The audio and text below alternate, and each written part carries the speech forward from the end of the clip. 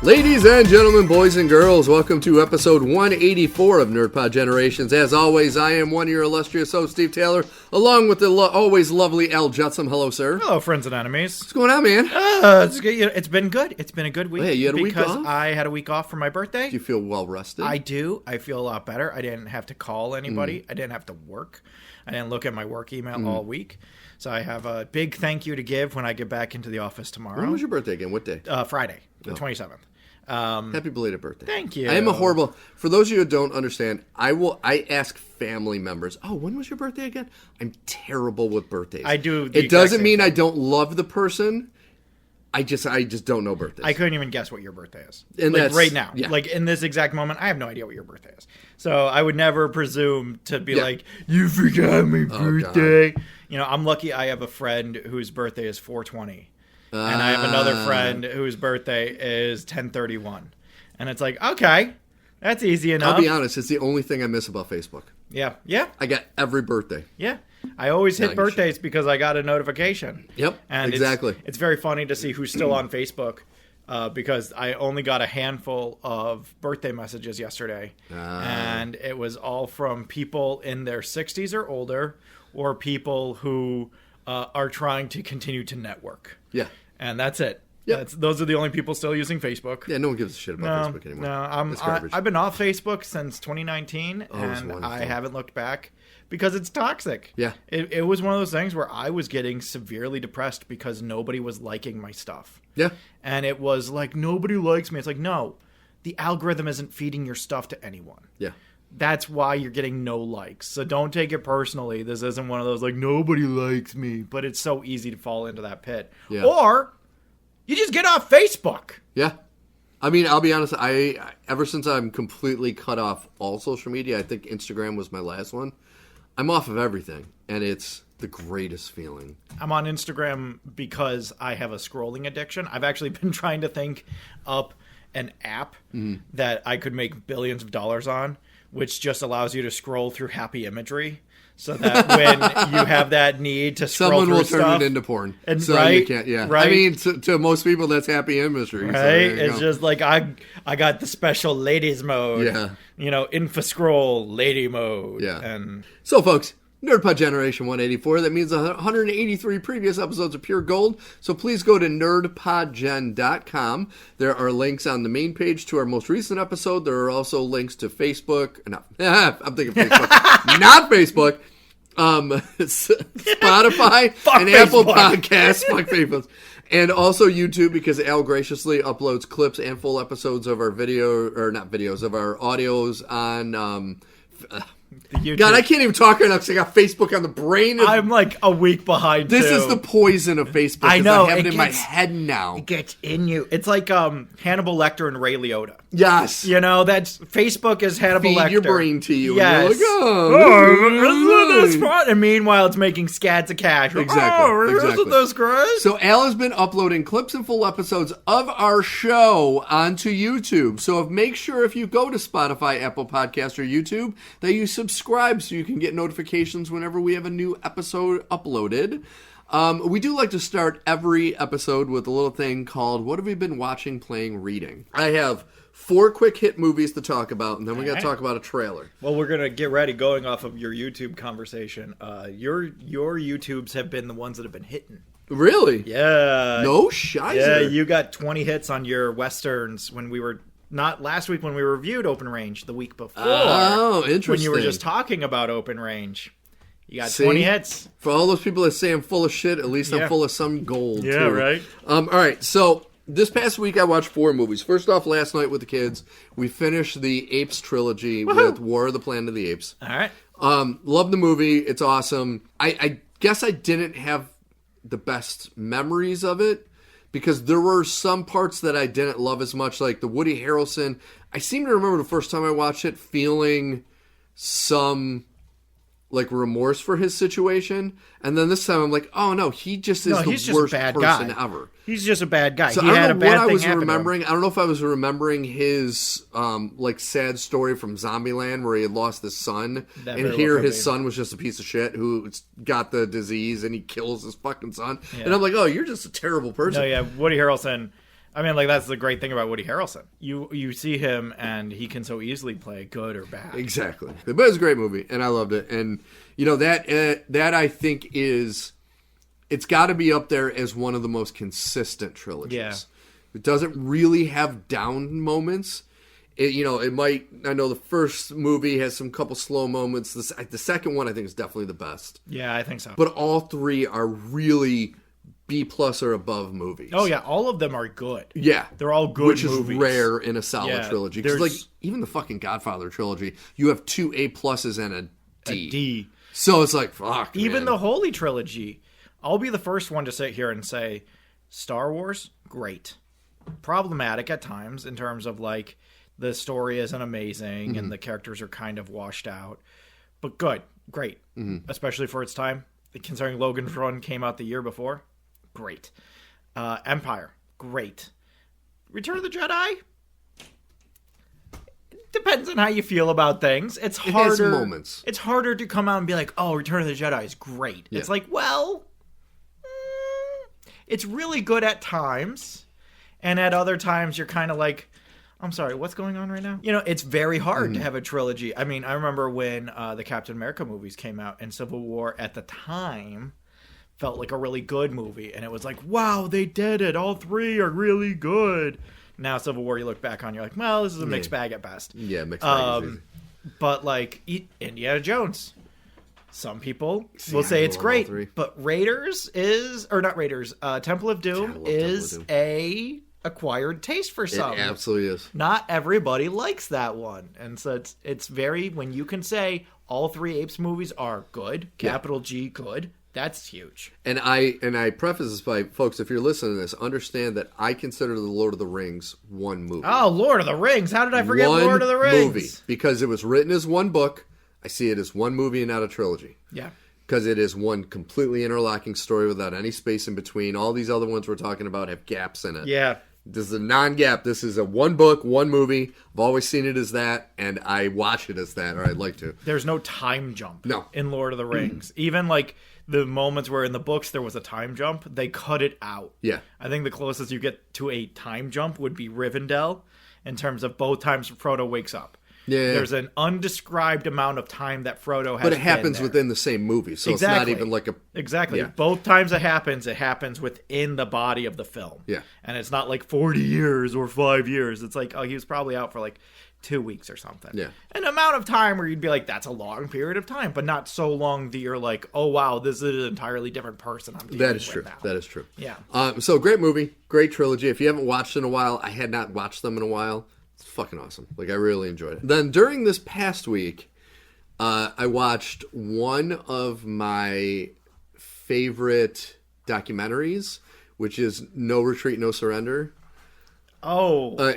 Which is the Galaxy Quest one. Yes. And it is so fucking good. Like, if you have not seen it, I don't even... Did I say the name right? Never Surrender, a Galaxy Quest documentary. Ah. So it's Never Surrender. I thought I said it incorrectly. I apologize.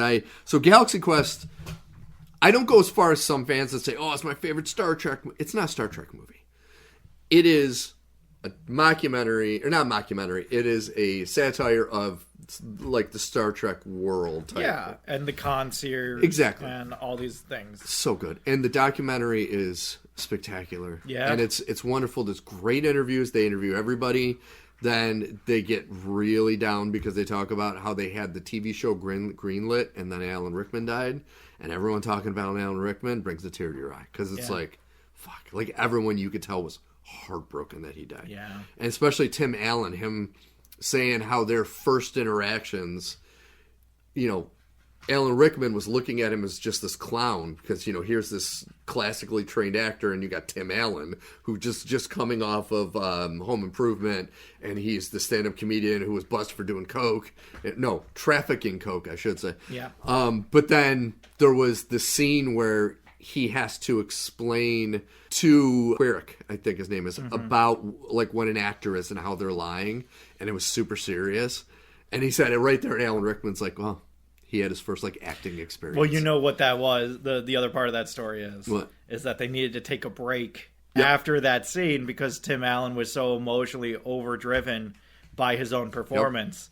and that Alan Rickman is like, wow, I think he acted for the first time in his yeah. life. But it's a great documentary, especially if you've not seen Galaxy Quest. Do that fucking first. Go see Galaxy Quest. It is fucking amazing. It's one of the best goddamn movies. But then watch the documentary. And one thing I didn't really gauge. So there are two aspect changes in the movie. When it starts, it is like the old TV aspect. Yeah. And then when it gets to modern times, it's a wider aspect. But then when he's on the spaceship for the first time, Tim Allen's character, and they open the doors to space, it widens the aspect again. And it finishes the movie in that wider aspect. And I never caught that. But the director's like, yeah, he goes, we would show this in theaters. They would have the old curtain system. And when the stupid projectionist wouldn't open the curtain all the way, there'd be parts of the movie cut off behind the curtain, and we were getting complaints.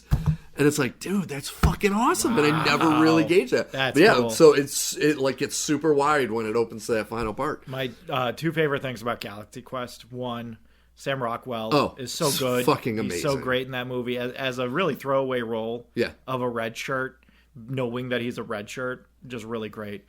And two is the story about Tony Shalhoub's character, where there were supposed to be scenes of him smoking a lot of weed, and they cut all of them out. And so his far out kind of go with the flow style is supposed to be because he's stoned out of his gourd. And he's so awesome. And instead it just seems like he's just a guy who just is unfazed by this whole thing. In the Sam Rockwell thing, he's a major person they interview in this. And he had said, originally he turned it down. But then he had to change of heart because it came out the same year as The Green Mile. And he goes, that really shows the dichotomy between two characters. Because I was the worst person in The Green Mile. And then I was this fun-loving guy was his name. Oh, he's so good in Galaxy Quest. Well, and it's so funny because Sam Rockwell, that's the thing that keeps on happening to him. Yeah. Is he plays these violently terrible characters and then has to play these fun, over-the-top. And he's so good at all of them. I yeah. fucking love Sam Rockwell Rebalance the scale a little bit for him. Yeah, no, I love Sam Rockwell. So it's a great documentary, and I know it's on Amazon Prime. So if you want to see it, you can see it on Prime. So then, during my work week... Yes. There are two movies that I rewatched that I have not watched since the first time I saw them. Okay. So first one was Upgrade. I also just watched Upgrade again. Just watch Upgrade again. I fucking love that movie. It's what Venom should have been. Yeah. It's exactly what Venom should have been the entire time. And instead Venom went off and did like, we're funny. We can be funny. Venom can be funny. And it's like, okay, but like, no. What are we gonna do? Are we gonna do fun? Because like when Venom is funny in the comics, it's like, oh, Venom loves chocolate because it has the same chemical that he needs when he eats brains. If he eats chocolate, he has to eat less brains because he can get the same chemical from the chocolate, but he has to eat a lot of chocolate. And it's like, that's the comic book when the comic books try to be funny with Venom. Yeah. Here it's like, oh, he's going to go to a rave. And they're going to pass the Venom symbiote around to everybody in town. Like, that's not a huge concern. And we're going to do all of these stupid things. But hey, he decapitates a guy off screen. So, like, that's got to come for something, right? And I'm glad you brought that up. And now this is a little tangent.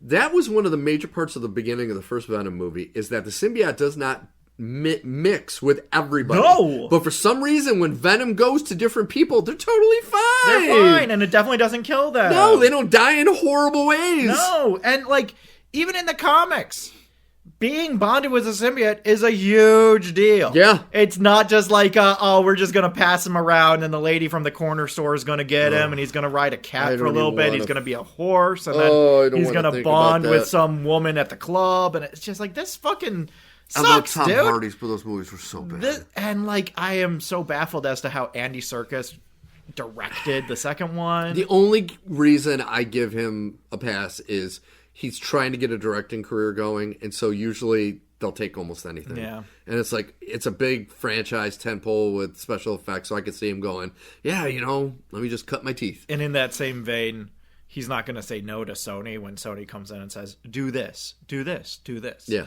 And so he's just going to be like, okay, yeah, I'll make it work. Yeah. And it didn't work. No, it did not work at all. But Upgrade is amazing because it is, first off, it's a whodunit. Yep. Which is great. Second, it has off-brand, straight off Aldi's shelves, Tom Hardy and Logan Marshall Green. Yep. And third, it is a guy who, for reasons outside of his control, has to have an additional element added to his body, which can take over at times and run his body for him and helps him identify and find new information that he otherwise may not have found on his own. And it also takes over his life. And it's just like, oh, this is Venom. This is Venom. Yeah, this is Venom. This is Venom. This is Venom. And I have a guilty pleasure. Mm-hmm. I love movies where the bad guy wins. Mm-hmm. And no spoilers. Bad guy wins at the end of this one. Well, and I love that. No spoilers, but the bad guy's not the bad guy. Yeah. The first bad guy, you're like, oh, that's the bad guy. And you're like, yes. But also, weirdly, no. Yeah. And then the second bad guy, you're like, oh, that's the bad guy. And you're like, yes. But also, no.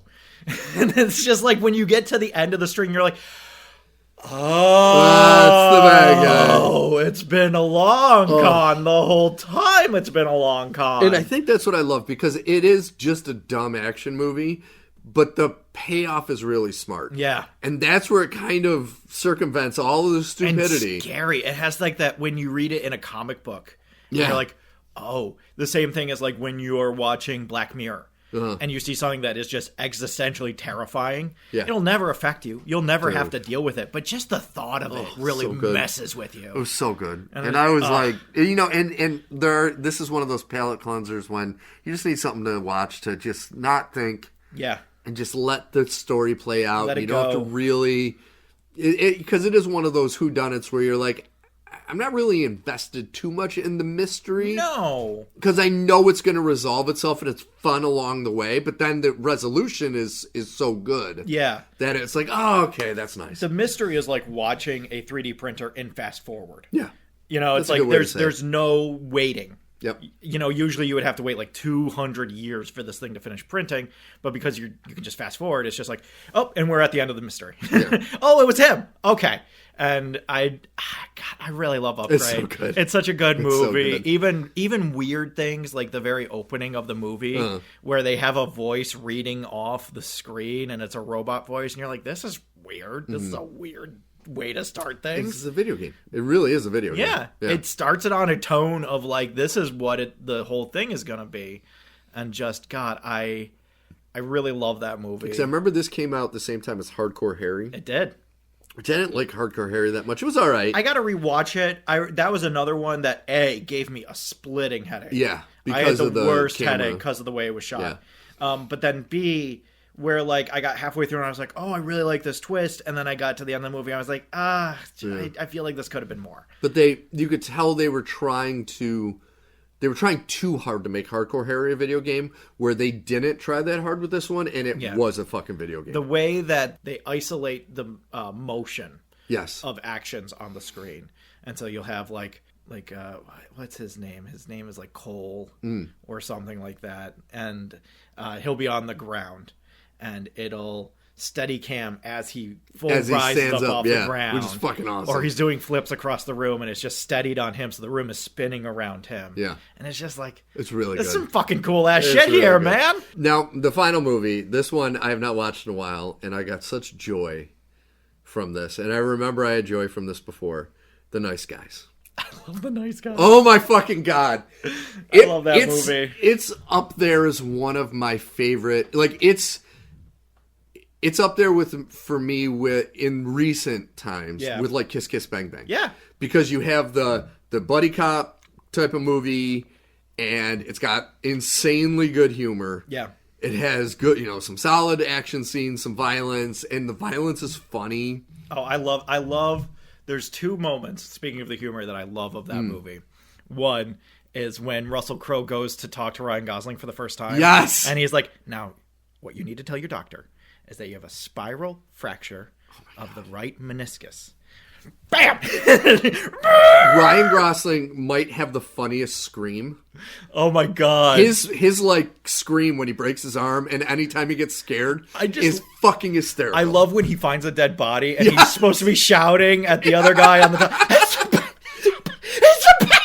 That is like old school slapstick that he was doing. But just when he falls off of there, that absolutely murdered me. And then fucking Russell Crowe, when he figures out, he goes, "Did you fucking fall down the hill?" He's like, "Let's just move the body." He's like, "You fucking fell down the hill." Oh my god. Did you lose your gun? It's not important right now. Dude. What were you doing? I was questioning the mermaid. It was so fucking good. The other thing I love, Dad, there are whores here and stuff. Don't say and stuff, honey. Just say there are whores here. It is such a fantastic movie. I love that movie. And like to know that Kim Basinger's that ends up being the big bad, and you're like, really, Kim? I mean, it does have that, you know, political kind of thumb nose to the government, saying, "Oh, the government's always looking to fuck the little guy," type of thing. Yeah. But it's like, can't fucking like. I remember when I first started watching it. It had been so long that I was like, "Is that fucking Kim Basinger?" Yeah. Like, I forgot she plays the fucking was it the Secretary of? Oh, no, she's the head of the DOJ, right? Department of Justice. And I'm like, "Fuck, is that Kim Basinger?" And like, I totally forgot she was in like the movie. A very early Margaret Qualley, shows up, which it looks. This had to have been filmed close to Once Upon a Time in Hollywood because she looks the same age. Possibly. I think Nice Guys came out in 2017 and Once Upon a Time came out in 2019. So it's possible. But like, I don't know if they were filmed close together because, like, she looked the exact same. Yeah. In that. And she was great. Like, just being, like, you think she's this super smart person trying to evade all these people, and she's just a fucking idiot. She's just gotten lucky. And gets unlucky. Oh, dude, when he's just like, really? And bam. Oh, Matt Bomer, right? Matt Bomer is also in this. Great hitman. When he throws a little girl through a window. And then nonchalantly says... he's walking out of the house, and they're like, "Did you hear that?" And he's like, "Yeah, I heard it. I think it was the little girl I threw through a window." Yeah. And it's just like, that's so fucking choice. He played, when he first walks in... And he goes to Ryan Gosling's daughter, who is from the Spider-Man movies. And Gorney Rice. And Gorney Rice. He's pretending to be a doctor, and he's so creepy. And everyone, except for her, knows. Yeah. Like, we were watching the movie, like, you know he's the hitman that was sent. But he's so slimy and so menacing, but has that charm that Matt Bomer has. And Holly picks up on it, and her friend doesn't. No, because her friend is just like, "He's a doctor, just trust him." Yeah. And Holly's like, "That is not a doctor." Dude. And I love, there's so many great moments, whether it's, I love Ryan Gosling and Russell Crowe going to the protest, and it's all the kids who are on the ground, and they're like, "What's happened here?" And they're like, "We're dead." And it's like, "You can talk when you're dead?" And it's like, "No, we're dead, asshole. We can't talk about anything." It's like, "What killed you?" "The air." So the gas masks didn't help. Yeah. It's just like... Dude, it was the best. Who here wants to make $50? Oh, those two together were fucking comedy gold. And it had a great... I look at this as like a callback to the end of Animal House when... If you remember that scene, the kid's reading Playboy magazine, and a Playboy bunny shoots through his window, and he looks and he goes, "Thanks, God." Yeah. Well, there's the kid looking at Misty Mountains naked in a magazine, and then a car crashes, and he goes outside, and there's Misty Mountains naked, and he's like, you can see in his head, he's like, "Thanks, God," but then he and I think that's the kid from Iron Man 3. Yeah, it is. Yeah. But I love how they gave him the class moment, though, where he covers her and goes to get help. But it was like... Yeah. Just little things like that were so fucking great. And Keith David is amazing in this. I love the moment where he and Russell Crowe get into the fight at the second party. Yes. And they just kind of are like, "Where are you going to go?" "Detroit." "You got any business in Detroit?" "No, I got no business in Detroit." "Okay, you go to Detroit. I'll stay here. We won't ever see each other ever again." Yeah. It's like... But then, of course, Keith David's something happens. Dude. And he dies in a very wonderful splat. "Did you fall off the roof? Did you fall off the roof?" Dude, so good. So I was like beside myself happy when I watched that. I love that movie. I'm going to have to put it in a more normal rotation for me. Yeah. I mean, it's honestly the movie that made me like, because The Predator came out, and I was like, ooh, Shane Black, I don't know, man, this might be bad. And then The Nice Guys came out, and I was like, well, that is actually funny that I said the Kiss Kiss Bang Bang thing, because that's Shane Black also. Exactly. So you got these two movies that are both Shane Black. No, it almost seems like, and granted, Shane Black wrote the original Predator. Yes. Right? But it almost feels like Shane Black should continue to do this kind of thing and not do Predator kind of thing, where when he does weird, gross sex stuff here, it makes sense because the movie is framed around a porno. Yeah. Whereas if you do it somewhere else. And you think about it, buddy cop-wise, he also wrote Lethal Weapon. Yeah. So it's like, he does have this buddy cop thing that really fucking well. Yeah, yeah. And also he was a co-writer on one of my favorite movies, The Monster Squad. So no, we should just have a world where it alternates every other year.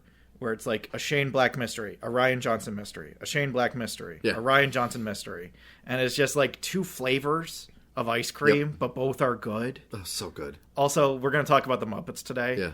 But me and Kelly were joking. We really want a Muppets with Benoit Blanc in it.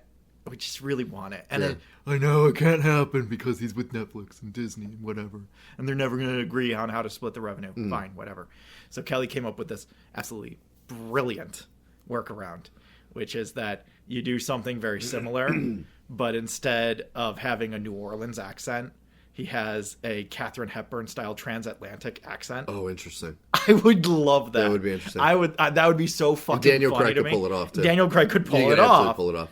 All right, so now we need to talk about, before we get to Al, we got to talk about. Yes, some trailers dropped. We got to make a quick run to the trailer park. I don't know if I've been excited about a movie because the second Mortal Kombat 2 trailer dropped. Holy shit, it looks like they are nailing this. This looks like the first Mortal Kombat animated film. Dude. Like beat for beat. And I got no problem with that. I'm fine with it. And Carl Urban as Johnny Cage could be the casting of the decade. I thought he was too old when they casted him, but it feels right. Yeah. It feels right. Especially showing him at like conventions as this failed actor. He's an out of time actor. Yes. He had his time, but it was years and years ago, and now he's He is very much Ben Stiller from Tropic Thunder. He is Scorcher, but no one's going to the movies anymore. Yeah. And so he's trying to revive his career, and here he's... Yeah. Dude, I'm so excited for this. This looks so fucking good. I'm so excited. I love the moment when he's just like, I don't hit girls. And she's like, good. I'm going to beat the shit out of you. Exactly.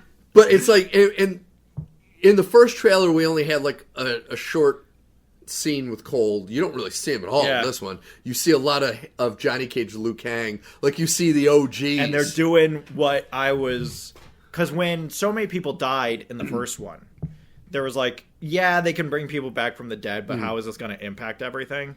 Having Liu Kang's boy be in a Mortal Kombat with him in this Netherverse type thing, I can get behind this. Dude, it looks so good. This looks really good. I can't fucking wait. I'm kind of deeply into it, and they know how deeply into it we all are because they're like, the wait is almost over, and it's like, yeah, I know. I'm so ready. I can't wait. I can't wait. I like, even my son, when I showed him the trailer, in his own way, when the trailer ended, he... Not word for word, but I could tell in his own way he said fuck yes. Because he was just like, oh my God. Like he was almost like he just wanted to jump in the screen and watch it right now. Yeah. No, it's that and it's Street Fighter, and I'm so ready for both. Oh, it looks so good! They both look so good. You want to talk about masterclasses and trailers?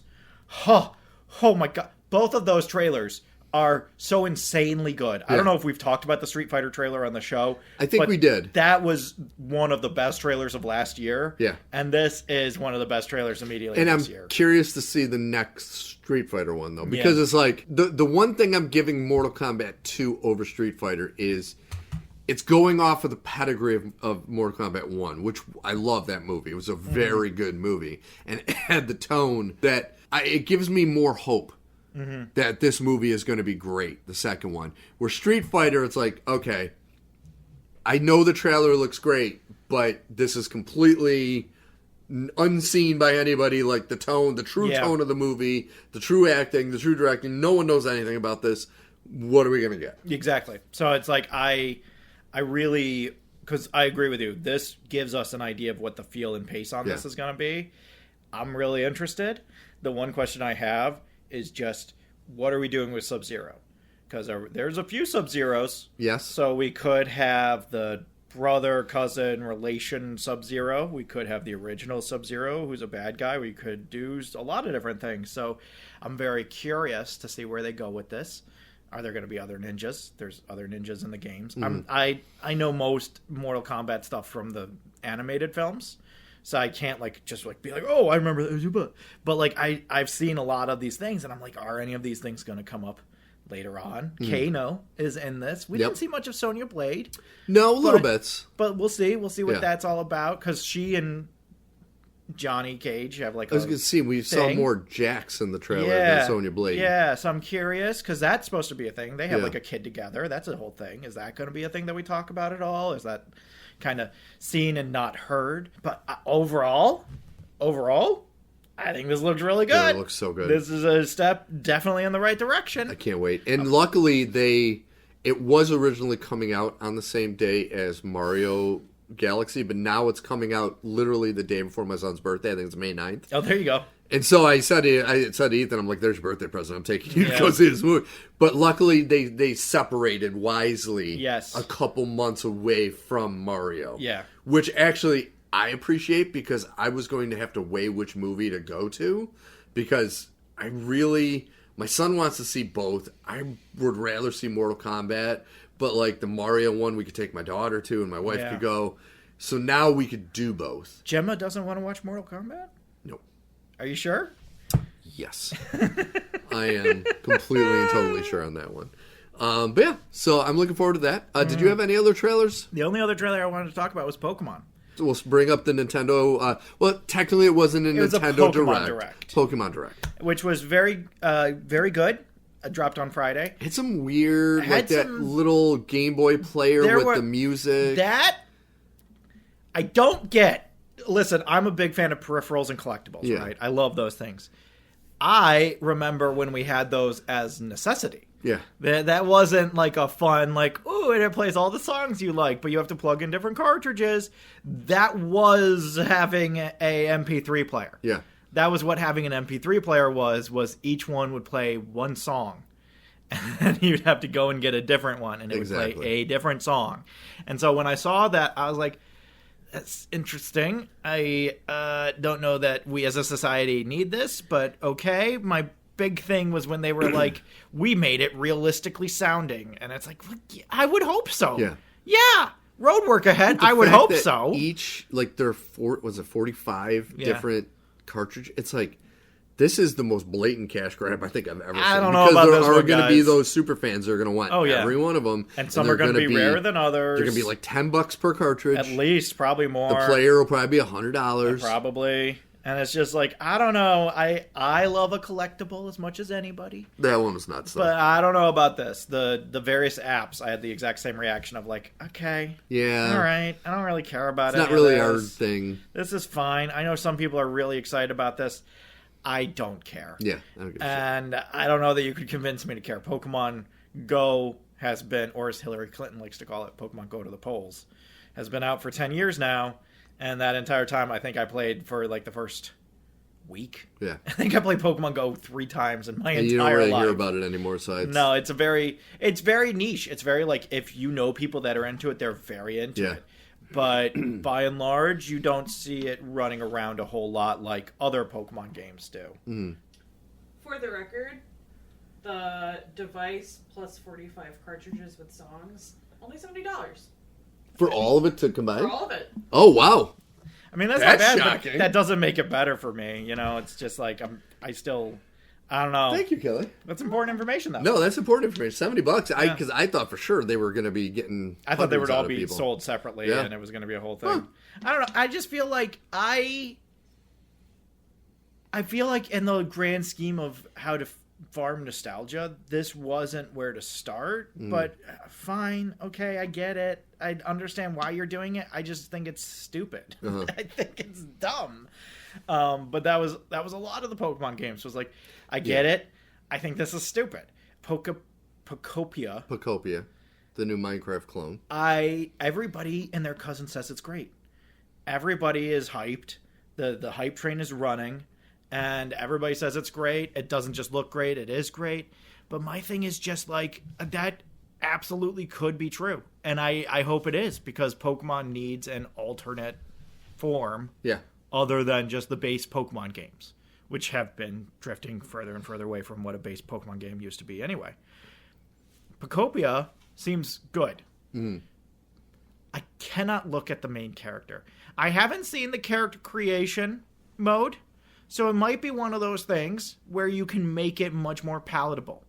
But I was sitting next to Kelly, and I was just like, can I just play as a Ditto? Can I just play as a Ditto and then it transforms as needed to do certain things? Can I not play as a weird Play-Doh child? I hate the weird Play-Doh child. Or they should let you, like, you should be able to play as the Pokemon. I mean, like, I get why it's a Ditto, like because your favorite Pokemon. That's why you can do all the different things, right? You need to be able to copy moves so you can do all the different things around the island. I get it.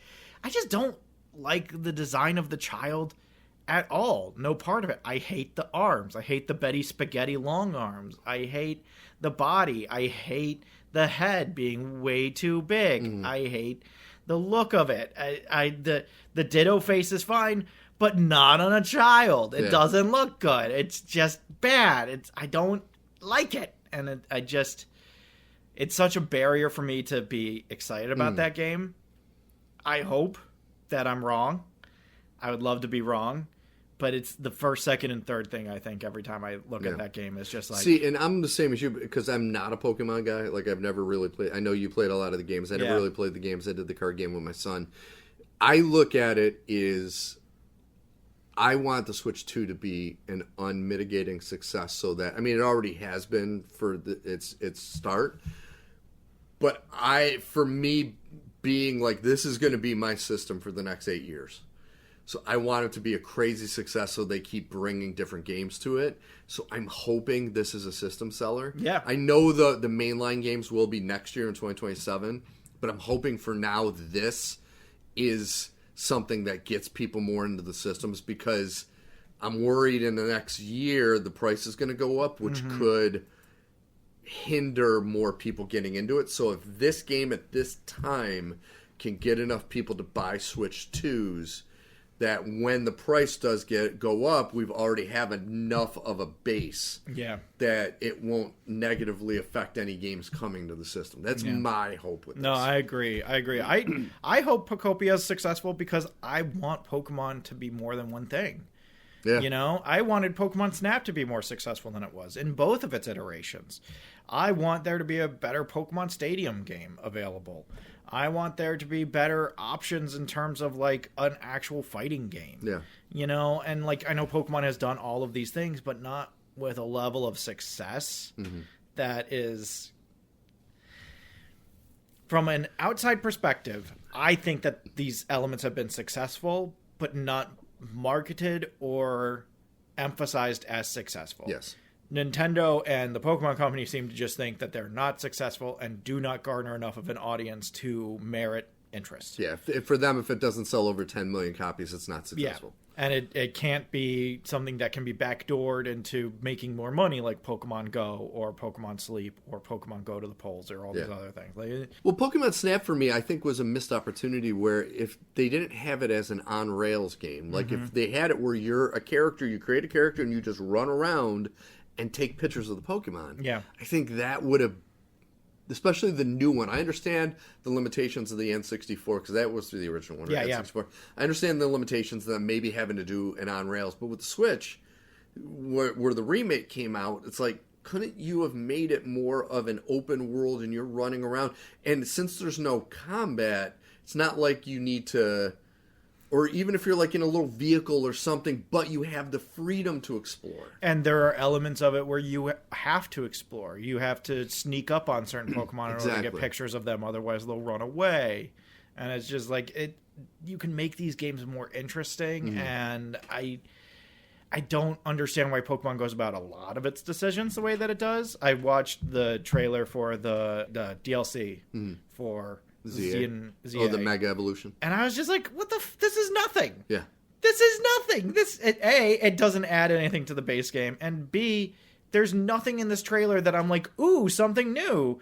And they're like, oh, it's a new fucking rocket ship Pokemon, different form that already had a mega form, but now it's a different mega form. Yeah, and I'm just like, you guys are the worst. Yeah. You guys are the worst. You can't figure out why anything works, so you just do the exact same thing again and expect it to have the same level of success, even though it's the exact same thing as before. Yeah. And that's never going to be as successful the second time as it was the first time.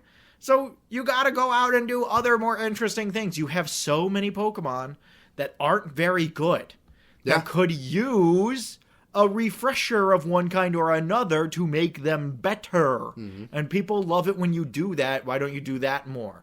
Oh, well, then we won't offer them in all the games. Then why the fuck did you do it in the first place? If I can only find that Pokemon in certain games now. Mm-hmm. My favorite is like Arceus. Mm-hmm. They introduced a bunch of Pokemon that fixed a ton of useless Pokemon. And it was great. Super excited about all of it. And I start playing Violet and Scarlet, and I'm like, so those Pokemon that are related to the Pokemon that are in this game, you can get those Pokemon in this game. And they're like, no, those were ancient Pokemon. They were from the before times. And I'm like, you have a fossil resurrection system in the game. Yeah. What the fuck are you talking about? That's not an excuse to not have them here. That's insane. That's what crazy people would say. I can revive dinosaur Pokemon from fossils, but this other Pokemon is just gone from the world after 100 years? What the fuck are you talking? And there's no way to revive it, but I can revive a horseshoe crab Pokemon and evolve it, but this bear from 100 years ago. Never going to see it again. It just seems like they print money. They know they will, so there are times they just get lazy. Yeah. No, and that's all this is. It's just them crazy being to me. lazy. Now, that being said, love Leaf Green and Fire Red on the Switch. Yep. $20 a piece, a little steep. I think that's a perfectly reasonable price for me.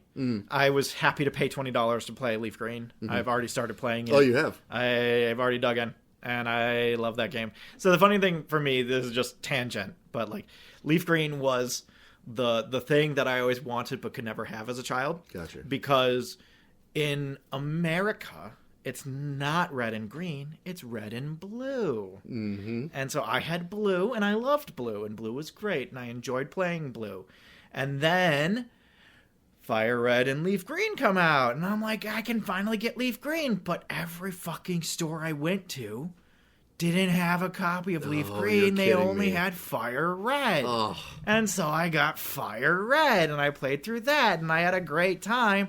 And so finally, after 20 years, no more, 25 years of being like, I would love to play Leaf Green, I'm playing Leaf Green. Nice. It is really nice. I'm very happy about that.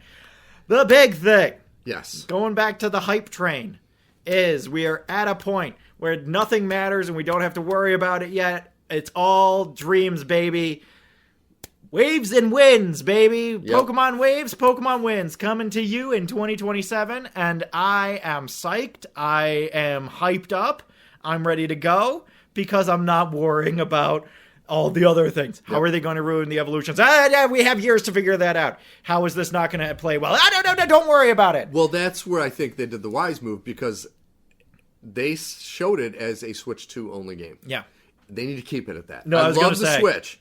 There's no way it can play 2. on the Switch. Nope. Look at Violet and Scarlet and how exactly god-awful garbage trash fire those ran. And how well they run on the other one. Switch 2. And it's just like, of course this is going to be a Switch 2 only. I hope to God you guys get this right, because otherwise I'm going to be out of rope with you.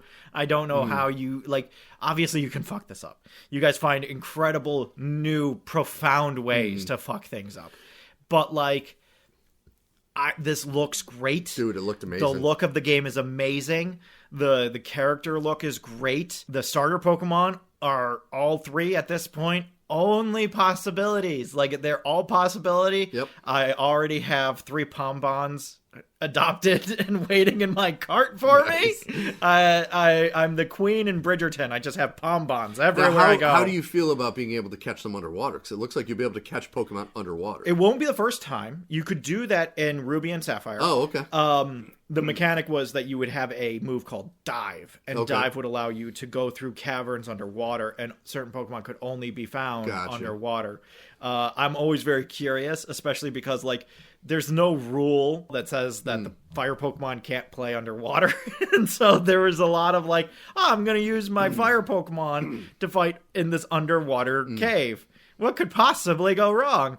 But so I'm very curious how, in terms of the world and battle systems, those look. I'm very curious about battle systems. Pokemon has been trying to move away from battle systems and into something else. And I've always found that deeply frustrating because I like the simplicity of the Pokemon battle system. And it's not that they're replacing it with a complex Pokemon battle system. It's that there is no system. You throw ball and either catch or don't catch. And I'm like, that sucks. So hopefully they don't mess with it too much. I'm hoping what's the game? Clair Obscura, the one that just won Game of the Year. I'm hoping that is going to convince these companies to go back to their old scheme, because Clair Obscura went back to the turn-based RPG attacks, which everyone loves, and I'm loving now in Dragon Quest VII. I'm still playing. And so hopefully they're like, okay, I know it's an older system, but it's a system that works for the game. It's the system as intended. Yeah, it's a system that works. It wasn't until the 2000s that we moved away from the DS games or the turn-based 3DS combat. Well, like, I am thinking of, like, so Final Fantasy X comes out in the early 2000s, and it is still a turn-based battle system. Yes, it was 12 that went to the... It was 11 and 12 that moved over. Once the MMOs came in and World of Warcraft was taking off, it was like, oh, this is what people want out of RPGs, and then those were the only types of RPGs. Yeah. That's one of the things that me and Kelly like about Octopath, is that it is turn-based combat. Yeah. I just want there to be something within Waves and Winds that like actually emphasizes strong battle mechanics and doesn't say like, okay, we don't need to worry about this and we'll do something else instead, or makes it fully optional. Like, I don't mind something being optional, but it does devalue it once it becomes optional, because then you have all these other ways that you can raise your Pokemon to make them stronger, which is fine, but also like not usually as engaging. You know, I'm never one for like, they've had like pet beauty pageants and other things, and like, it's never worked for me. I've never been interested in that. Give me a good gym battle. I love a good gym battle. And this isn't Undertale. We don't have to explore the psychology of pet battling or any of the other things if you really want to. But I feel like it's going to undermine the everything about what we're doing. I want this to have a really good story, because that's been something that has been woefully missing from the last few, is that the story was written for 5-year-olds. That's what I've heard. And it just, all of the stories have been bad. And then there's like one or two great moments within the stories, but they're at like the very end. Yeah. And there's just a lot of weird things. The last one was all based around a school, so the bad guys were bullies, but they weren't actually bullies. They were kids that had been bullied while at the school and fought back against their bullies. And so they were the bad guys because they fought back against their bullies. And it's like, that doesn't make any sense. What the fuck are you talking about? What's happening here? I'm so confused by the logic. This doesn't make any sense. Give me Team Rocket. Give me Team Alpha. You know, like give it to me that it's a group of people that are like, we're going to reset the system by creating a giant tidal wave, a massive earthquake. Yeah. I'm going to collect all the rarest Pokemon and make it so no one else can have fun. Fine. Great. Let's do that. But this weird, like, nebulous, there's no bad guys. Get this shit right out of here. I would bet that as of right now, the average age of a Pokemon game player, like the video game, would be someone in their mid-20s. So it doesn't need to be a kid. Like, there are kids that play it, but the majority of the people are going to be teens, 20s, 30s, 40s. You want to hit that Pixar level. Yes. Of it plays for 8-year-olds and it plays for 80-year-olds. You want to hit that butter zone, whereas the last few seem to have been very focused on, like, 8 to 12. And which maybe 16. Nintendo nailed with the Mario and Luigi, like, RPGs. Yes. They were kiddie, but they were very funny. It had some adult humor. Not like not crass, adult but humor, innuendos. but definitely innuendos. Yep. Bowser would say kind of off-color things at times. Exactly. But like never offensive. Yeah. I just want this to be made for more than one person. For the love of God, make it so you can change your character's clothes and hair. What a new incredible thing it would be to be able to change your hair midway through the game. Oh my God, can you even think about it? Like, give me something. The last thing I'll say on it is that when the trailer starts, I was lost because it's like a Pikachu hanging out in a house, and then it gets a knock at the door and it goes to answer the door. And these two Pikachus show up, and they're in like vacation clothes, and they're tan. And it's like, was that Pikachu's mom and dad? I saw a meme that was like, they look like conservative whites. Yes, they did. I was like, they very much did. They do look like conservative and that's whites. What I thought. I'm like, that's his parents. It's gotta be. Yeah, both of them have been in tanning beds. Yeah. For like 3 months, the male Pikachu is just Fred Willard. It's just Fred Willard. And it's Fred Willard and Jennifer Coolidge show up in Pikachu form. Yes. And I was just like, the fuck is this shit? In the Florida Keys. Yeah. It's absolutely Florida. I was so baffled. Yeah. And then the actual trailer star was like, oh, it's something good. Which I gotta give... Now, I know Game Freak's the one that's making this. Yes. I do know that Nintendo does help out with some of their developers in making these games. Nintendo has always been the best at, even on their worst consoles, water. The physics, the look, and like the scenes where they're over the ocean and they're like standing on a rock. Like, it looks so good. It looks so good. And I'm hoping they nail that as like, I know it says some of the scenes might not be in-game. I hope that is in-game. Yeah. Like I want to have, I would even potentially play this Pokemon game if it had that look to it. Yeah. Because it looked fucking awesome. Yeah. I'll be honest, graphic quality isn't the highest priority for me just because the story has been so bad. And let's be very clear here. They can still 100% botch this if the graphics look great. Like, if the graphics look great, but all three starters have shit evolution lines, which has happened more times than not the last few generations, where there's at least one D-level bad, and usually more than one. And at the very least, you're like, but why is it this? Yeah. But why is it this? And if you fuck this up, if you take these three starters, all of whom seem perfectly good points to begin with, and you fuck it up. Like, I can't see how you can't take the water gecko and turn him into, like, a water dragon or something. Like, there's so many cool things. Like, he's gotta be. But, like, here's the thing, is that they have taken a cute little cat, and a little cat in Hawaii, and it breathes fire. Oh, it's so cute. And it, like, when it licks itself, it creates hairballs that are fire hairballs, and it spits those out. Oh, that's really cute. And it turns into a pro wrestler.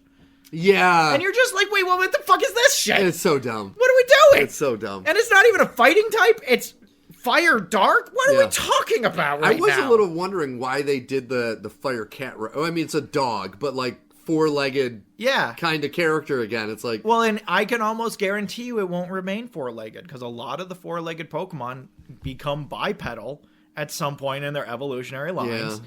And it kind of pisses people off. Isn't there already a large Pokemon lion? I seem to remember from my son's There's day. several, yeah. That's what I mean. So it's like, I'm kind of wondering why they went with that character. There's a lot of dogs that could be cats, and a lot of cats that could be dogs. Yeah. And so there's like Pyrar, which is a lion fire type, but there's also Entei, which is a dog but could be a lion. And there was another one that I was just thinking of. There's a handful where you're like, is it a cat? Is it a dog? Well, it can't be both. Yeah. Game Freak has every opportunity to fuck this up. If they populate the world with shitty Pokemon, okay, that's going to fuck this up. If they have an element of the story that centers around something stupid that you have to do over and over again, they can fuck this up. If they have the tutorial be a 2-hour tutorial that you can't skip, but you have to go through fucking classes to learn how to play Pokemon! The game that a 3-year-old can play. The Pokemon that I have played while asleep and done well at. Yeah. Like, you do not need a class to go and learn how to play Pokemon. If you want to learn how to EV level and all this other shit, go on Reddit. There are thousands of incels that will help you with that. All right? But, like, you don't need a tutorial to play Pokemon. You're insane. Stop it. So Game Freak can screw this up? I hope to God they don't. I'm just focusing on being on the hype train and not where the hype train is going. And hopefully the hype train doesn't turn into a nightmare hellscape like so many of these have become. So we're going to exit the trailer park. I wanted to talk briefly. Last week, speaking of the trailer park, I talked about Spider Noir and the Nicolas Cage iteration that is coming out. And I was very upset. You should go and listen to it. It's very fun for other people. Not for me, but for other people, it's fun. So I read the original Spider Noir comic because I was like, well, like, big mouth, go do your homework. Otherwise, what are you going to do? And I'll admit, I got some things wrong. Okay. Felicia Hardy runs a club. She is not a woman of the night. That first and foremost. That was the thing I got the most wrong. Okay. Norman Osborn is a gangster, not a circus man, but he recruits all of his men from the circus. So I got that wrong. That's passable. That's it. That's what I got wrong. Everything else I was pretty spot on. Yeah. And I love this comic so much. It's so good. Oh, the Wasp and Ant-Man don't show up in the second edition. I was thinking of 1602, which is, again, similar but different. Okay, fine. Everything else I got right. And it just shows me that you're missing the point. Now, I've heard that the two people he's talking to are Felicia Hardy and Joe Robertson. Okay. I'd be okay with that. I don't know if they are. We'll see. If it is Felicia Hardy, I have kind of concerns about her look. It's fine, but at the same time, if you're doing the comics, then why doesn't she look like the character in the comic books? She just looks like a woman in the 20s. Felicia in the comics is like, she has like these really elegant gowns and she has like stark white hair. She looks like the Black Cat. Yeah. And this doesn't look like the Black Cat, and it should, because her club is called the Black Cat. Like, you couldn't be any more clear. And it's Falcone's bar from the Batman. It's like the DA is there and the mobsters are there and the chief of police is there and all the judges are there and they all just hang out and have this agreement about how they're going to run town. And it's like, okay, cool. I like this. This is rad. Peter gets into the club because Ben Urich takes him there. Ben Urich, a man who has been so dreadfully maligned. Oh, fuck yes. Outrageously maligned. The fact that nobody knows who Ben Urich is because he dies in season 1 of Daredevil is such...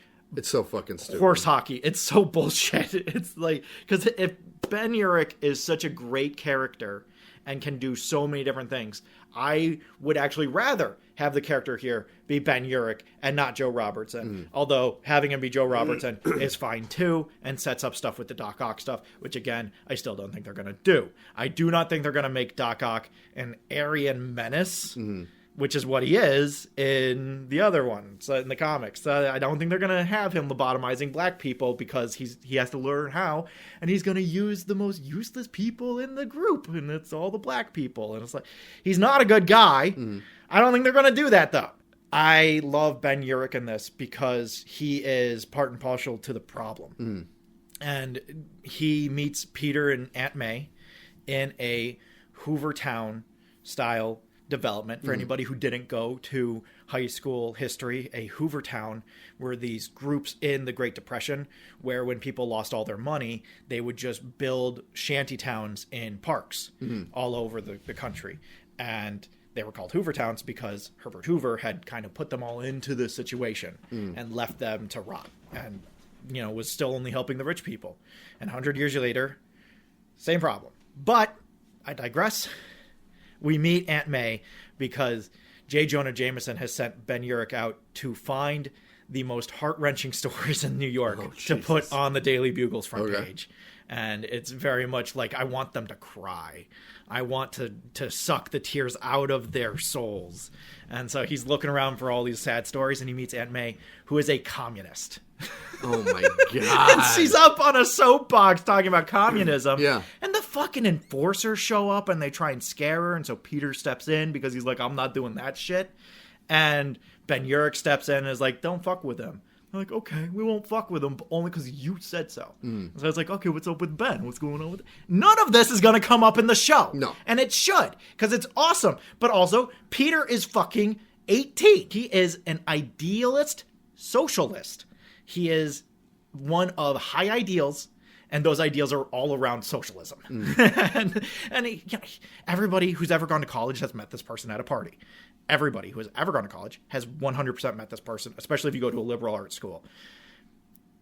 Peter also has a chip on his shoulder and is pissed about everything, which while I was reading it, I was like, Pete, I feel you. Even now, even with this version, who is so far removed from the Peter that I usually know, quote Hook, there you are, Peter.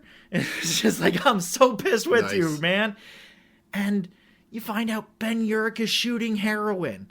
And you're like, that's never going to be in a comic book. And here it is, Ben Urich. That Ben Urich shooting heroin. And he knows that Uncle Ben didn't die because he was torn apart by wild dogs, which is what the story is. He knows he died because the vulture ate him because he was in the room and watched it happen.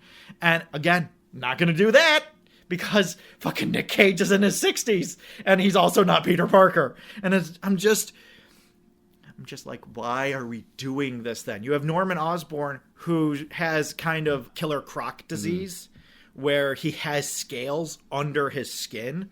So when Peter grabs at him, his skin comes off and he has scales underneath, which is why he's called the Green Goblin. Peter uses the mark of Cain. Would anybody in the class like to raise their hands and tell me what the mark of Cain is? The mark of Cain is from the Clone Saga, when Cain is born. Anybody who doesn't know, Cain is the evil brother, I know, crazy, of Peter Parker. And by brother, I mean clone. The mark of Cain is just, he does the thing that people talk about but never see, unless you watch like The Boys or Invincible, where the character with super sticky powers puts their hand on your face, doesn't turn off the sticking, and rips away. That's the mark of Cain. Damn, son. And he does it. Peter Parker does the mark of Cain to Norman Osborn, and his skin comes off and he's got all these scales underneath. And you're like, oh, that's why he's the Green Goblin. There's fucking magic. He's bit by a magic spider, not a radioactive spider. Fucking Kraven is a lion tamer with an attack monkey. Oh, weird. Chameleon shows up. Like, there's so many cool fucking things here. There's a moment where Peter Parker, as Spider-Man, is caught holding a Luger over a recently shot J. Jonah Jameson, and it has to be like it's not what it looks like. Whoa, not what it looks like. Like, there's so many cool things to do here, and we're not going to do any of them because it's 65-year-old Nicolas Cage. And I'm just so fucking pissed about the whole thing because everything is so cool. Mysterio is an escape artist. Instead of like necessarily using visual effects, it's like there's visual effects elements, but it's also like escape artistry and all these other elements. So it's like the prestige. It's like, there's so many fucking cool things. Sandman is just like a giant guy who's called the Sandman because he puts you to sleep. Oh, nice. And it's just like, can we have cool things? Well, what Sony and Marvel themselves have forgotten is their own words from the first Spider-Man movie. With great power comes great responsibility. They have great power, and they're not using the responsibility because they're changing stories. Steve. Remember the trailer for this. With no power comes no responsibility. Exactly. So you've just fully missed the point. Yeah. You didn't even run past the point. You didn't even turn to get on the road that the point was on. There's an argument to be made that you haven't left your driveway. This is like that old Robin Williams bit where he talks about a guy being high and getting in his car and driving and getting pulled over and freaking out because he's going to have to talk to this cop while he's high and debating whether he tries to make it look like the dog was driving in the first place and that's how he's going to get out of it. But none of this matters because you never left your couch. Yeah. That's right. That's the level of, that's what no responsibility means to me. Is like all of these things and we're going to make a show and it's going to be Nick Cage and all these other things. And it's like, you missed the point so much you never left your couch. I can't fucking believe you, except I can fully fucking believe you because of course you would do this shit. So that sucks, but definitely go read Spider Noir. It's fucking great. Yeah. It's every page is great. It's so good, and it ties into the Spider-Verse. Even the animated movies scratch the surface, but the Spider-Verse is a tough story to tell because I really hate the fucking the vampire family, they're not the Enforcers. What is the name of fucking dumb shit's family? The Inheritors. The Inheritors. The Inheritors is it's literally cosmic vampires. it's okay. It's really dumb. Essentially, they have tapped into the web of life, which is what connects all of the spider people, and they're using it to drain life force into themselves. And also they will capture spiders and actually eat them as well, like spider people, and eat them as well. And I just want to let people know, I just bought Spider-Man Noir, the digital copy at Apple Books for only $6.99. Yeah, there you go. So there you go. There you go. So definitely check out Spider Noir because it's way better than what we're going to get from Nick Cage. Yes. 2 more things I wanted to talk about. I finished My Hero Academia. Oh. The last season came out and I finished it. I watched all of it on Hulu. Final thoughts. It's complicated. Okay. Here's the thing. The first, I think it's 11 episodes. Mm-hmm. No, it's 13. The first 10 episodes are immaculate. Mm-hmm. They're so great.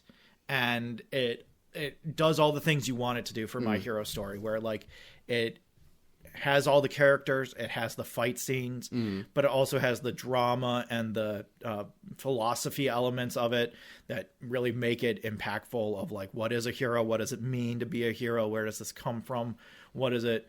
What's important? Because a hero is so complicated in so many canons, right? You have the whole idea of a superhero who works for the government in Invincible or The Boys. Or in Marvel Civil War.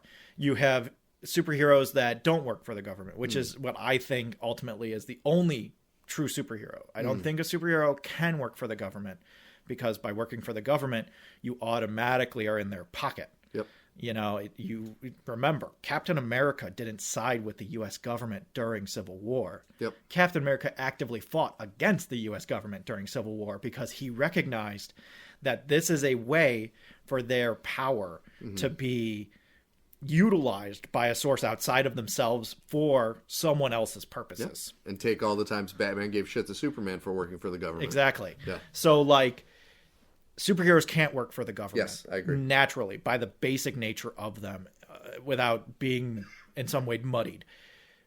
The whole premise of My Hero is that the government subsidizes hero work. And there's a lot of villains who are deemed villains because they disagree with the basic nature of that. And they say, well, you can't be a hero because you're doing it for the wrong reasons. Yeah. You should be doing this purely for the sake of doing it, which I agree. I think that the basic elements of a superhero story are a individual is given godlike powers. Yep. Do they become selfish or selfless? And that's how you get heroes versus villains. The people that would do good for others are selfless. They're heroes. The people that would use this power for their own greedy means, they're villains. They're selfish. Tony Stark is kind of in both worlds. Batman can also kind of play in both worlds a little bit, because there's an argument to be made that he has crafted himself into a weapon for good and spent all that time and energy doing that, unlike Tony Stark, who just built weapons to augment himself. But in both cases, there's an argument to be made that they would be able to do more with their wealth to change the system that is keeping individuals down than necessarily cherry picking cases one by one. But at the same time, they are still ostensibly doing the right thing for the right reasons. So it's complicated, right? And My Hero explores all of these ideas at various points. And also, like, societal changes, how society deals with people suddenly having superpowers. What does that mean? What does it mean to have weird superpowers in the society? Even in a world where people have superpowers, the people who can, like, change the temperature of something but look like a normal human hate the people who have super strength and also look like dogs. Yeah. You know, so they're like, oh, I hate those people, but like also we're essentially the same in a lot of ways. Like, there's a lot of complicated natures here, and My Hero does a great job of exploring all of them. And also there's fucking excellent fight scenes. There's one of my favorite characters, Bakugo. At the beginning, all of the characters are told you need a code name. And there's a variety of reasons why. But mostly in My Hero, it's because they need something for people to call them. My favorite is in Civil War. They bring up that the reason that you use code names isn't to keep identity secret. That's a part of it. But it's also because there might be 3 Johns on the team. Yeah, that's true. And so you need to have a code name to know who's who. And so Bakugo he picks a terrible code name, which is like Super Explosion Murder God.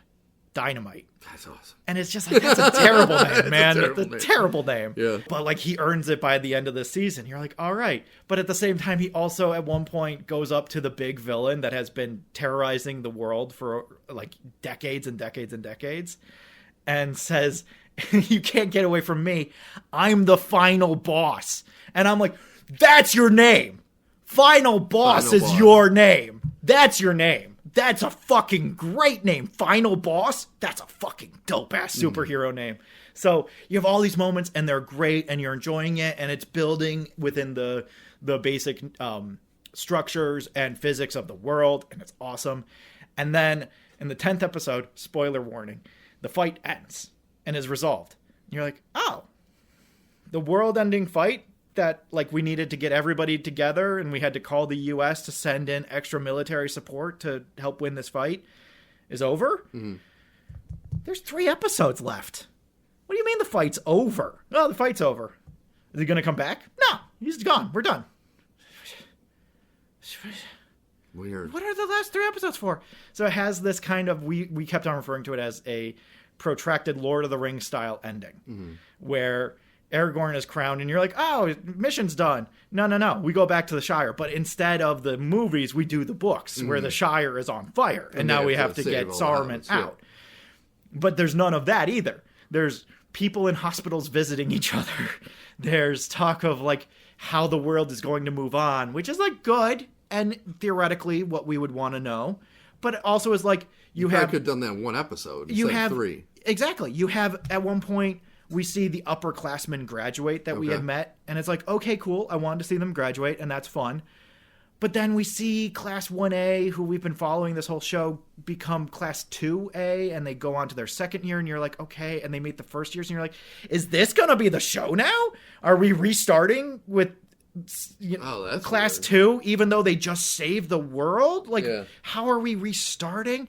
And then fast forwards to them graduating, and you're like, so wait, now they've graduated? What the fuck is happening? And it was baffling because all at once it moved so languidly slow and then would jump way ahead and then would move so languidly slow and then would jump way ahead. And so like you have this romance between these 2 characters. It's a shonen jump. Of course you have a romance between the 2 characters. The lead female character and the lead male character, of course, are falling in love. And the entire time, at the beginning of the first half of the season, it is a huge deal. And then in this half of the season, it's barely brought up once, and there's no resolution to their relationship. Like, the guy is in the hospital, nearly dies. The girl has to get a blood transfusion from her arch enemy, who she has finally convinced to be a good person. And neither of them see each other in the hospital. That's so weird. There's no moment of like, oh, I was so worried about you. I hope you're okay. Are you recovering? And it's the None same of that. hospital. Same hospital. Never see them together, but we see them go into Class 2A. And you're like, wait. Why did we skip over all the stuff with their relationship, but now we're watching them go back to school? How is that a thing? How does that make any sense? And then she has a mental breakdown over something that happened, and he's there for her. And then there's just no resolution to it. It's like, so are they a couple? Are they not? And then we fast forward 8 years. They never talk to each other in the 8-year sequence that we see. There's no indication that they're together. That's weird. There's just kind of like, oh, and she's off doing this, and he's off doing this. And it's just like, so wait, so they're not even together anymore? Wasn't that a huge deal that we spent all this time on? They have a whole thing where, like, the premise of the show is essentially that this kid has extremely destructive superpowers. And his father is super abusive. And he accidentally murders his whole family. Oops. And he becomes an orphan. And he goes out into the streets, and nobody wants to take care of him because he looks so creepy and weird, and they don't like him, so they ignore him. And he grows up and he becomes an evil villain, and then he tries to destroy the world, and all the heroes have to come together and save the day. And so during these last 3 episodes, we see the exact same thing happen of this kid has this weird power that people find gross, and he's rejected by his family, and he's sent out to live on the streets, and he's just hungry, and he just wants help. And an old woman now, this time, after everything that's happened, has been watching the news, and she says, oh, if someone had only helped that boy when he was a kid. So now she sees this new kid come along, and she's like, oh, I'll help him. And it's like, okay, so the world is getting better. But then they extrapolate that to the point where 8 years later, they're like, oh, we don't actually need superheroes anymore because we just got better as a society, and now we just don't make villains. So there's no need for superheroes. So now all the superheroes that we've been cultivating for the last, several decades, including the entirety of this show, they don't have jobs because we don't need superheroes anymore. So they just go class to class and talk about being good and doing good with your powers. And I'm just like, wait, okay, what the fuck is happening? And in the middle of all of this, the main character who has been narrating the entire series from the beginning is writing something in a diary. And he's like, so why am I still writing this? Well, because we still have showtime to run. And I'm like, so you know that you're wasting time, but you're also still actively ignoring huge storylines that you should be using this time that you are actively talking about how you don't know what to do with. Yeah. That's an odd narrative decision. It's and the last 3 episodes are like this. It was crazy because the entire time I'm just like, so but what about all of these things? Yeah. And then none of them matter. And you end up seeing where everybody lives and ends up. And there's a really nice touching moment at the very end. That's kind of like a class reunion superhero style. But you're also left being like, but we don't even need superheroes in this world because there's just not as many villains as there used to be because people are just nice. I'm so lost about everything. You don't care about the characters, but you did care about the world, but the basic premise of the world is now no longer true, so all the elements that made the basic premise interesting are no longer a factor. That's so weird. I don't know about this ending, man, because you had it. For the first 10 episodes, you had it.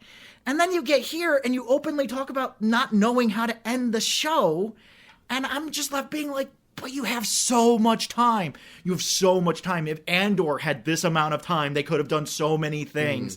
You have so much time, and you're doing nothing with it. So it was a very complicated ending. Yeah, it sounds like it. Good, until it kind of wasn't, and it kind of left a funky taste in your mouth. Complicated. Yeah. Tough. Yeah, it sounds pretty complicated. The last thing I wanted to talk about, and I'm going to make this quick. We rewatched Isle of Dogs. I think that is a underappreciated movie. Oh, absolutely. I think that is, like, as far as Wes Anderson goes, it's not as good as Fantastic Mr. Fox. But I think it might be more of a epitome of a Wes Anderson piece than Fantastic Mr. Fox. I could see in that. terms of artistic nature. Because, like, Grand Budapest, I think, is the most Wes Anderson a Wes Anderson film can be. Yes, absolutely. And in part because of the same reasons. Kelly showed me a great behind the scenes where they talked about the Budapest itself and how they looked at a bunch of hotels and they couldn't really find one that they liked. And so they ended up buying a mall and converting it. Oh, and interesting. That's why it's so Wes Anderson-y, is because they could literally modulate the entire set and do whatever they wanted with it. And so Isle of Dogs is very much in a very similar way of, like, because it's stop motion, everything is super Wes Anderson. Yeah. And it's beautiful for that. And it's complicated and it's weird. Oh, it's a great movie. It's at times a little off-putting, but I love that movie because it's so dramatic. Like, for how silly the plot is. The plot of Isle of Dogs is just a dog flu starts and the chairman in Japan of a specific province, not all of Japan, but just like the mayor of a specific province, sends all the dogs to a garbage island so that they stop spreading dog flu. Meanwhile, there's been a cure for dog flu, and it comes out that the mayor was the one kind of propagating the dog flu in the first place, so he was setting up this whole thing. His ward loves his dog guard, his bodyguard dog, who has a little ear bug that he listens to stuff in and can shoot teeth. It's very Wes Anderson. And so he goes to the Isle of Dogs to find him, and chaos ensues. But, like, I just love, like, you have so many moments leading up that are so Wes Anderson-y of like they find the little pilot. They have to help the little pilot. It would really be great if any of us could understand. And Jeff Goldblum has his old Jeff Goldblum-y thing. And Ed Norton is doing his old Ed Norton thing. And Bob Balaban is like, do you remember when I was the guy at the head of the dog show and now I'm an actual dog? And I just love all of these moments. Bryan Cranston fits right in like a glove on the whole thing. Movie. And then the dogs that we love get put in a thresher. And we're like, did you just kill all of those dogs? I think I have to leave. I don't think I can watch this. And like literally I almost walked out of the theater when it happened because I was like, no fucking way. Did you just kill all those dogs? Like apart from them being adorable characters that I really like, I cannot abide dog death in this movie. Don't worry. The dogs are fine. Even the dogs are like, how are we not dead? Yeah. So, but like, I love that movie because it's so quirky and weird and fun. And like, also deeply morose, really heart-tearing, like really gets to you on a soul level of various things. It does go too far. Having an actual character named Dr. Yoko Ono played by Yoko Ono, it's a hat on a hat. It's a little too much. Let's take this back a little bit. Put it back in the lab, as the pun would be. Yeah. But like the sushi guy preparing sushi, that might be one of the best sequences I've ever seen in any movie. The way that they use glass bottles, and then you remember that this is all miniatures. Like there's so many awesome moments in this movie, and it did not get the love that it deserved when it came out. Because or years I think later. the problem is like when I showed it to my kids, they didn't like it because it's not really a kids movie. No. And that's the problem is people see stop animation. To them, it's like, oh, it's got to be for kids because it's animation. It's like, no, dude. Yeah. It has things that kids could like about it, but the main theme of it is very adult. Oh, no, this is a movie for adults. Yes, it's definitely for adults. Even like the fact that they don't translate any of the Japanese. Like I love that they have a note at the beginning where they're like, everything is in its original Japanese translated by either a translator, a mini device, or something else. And all the barks have been rendered into English. English, which is it's awesome. just like that was fucking awesome. I love this. And awesome. it's just like, but as far as like a piece of masterful filmmaking, oh yeah, it touches all the bases. It amazing. has a great script. It has great direction. It's animated, so everything is made to order. There's no shortcuts on anything. Everything is beautiful from top to bottom. It has a great cast.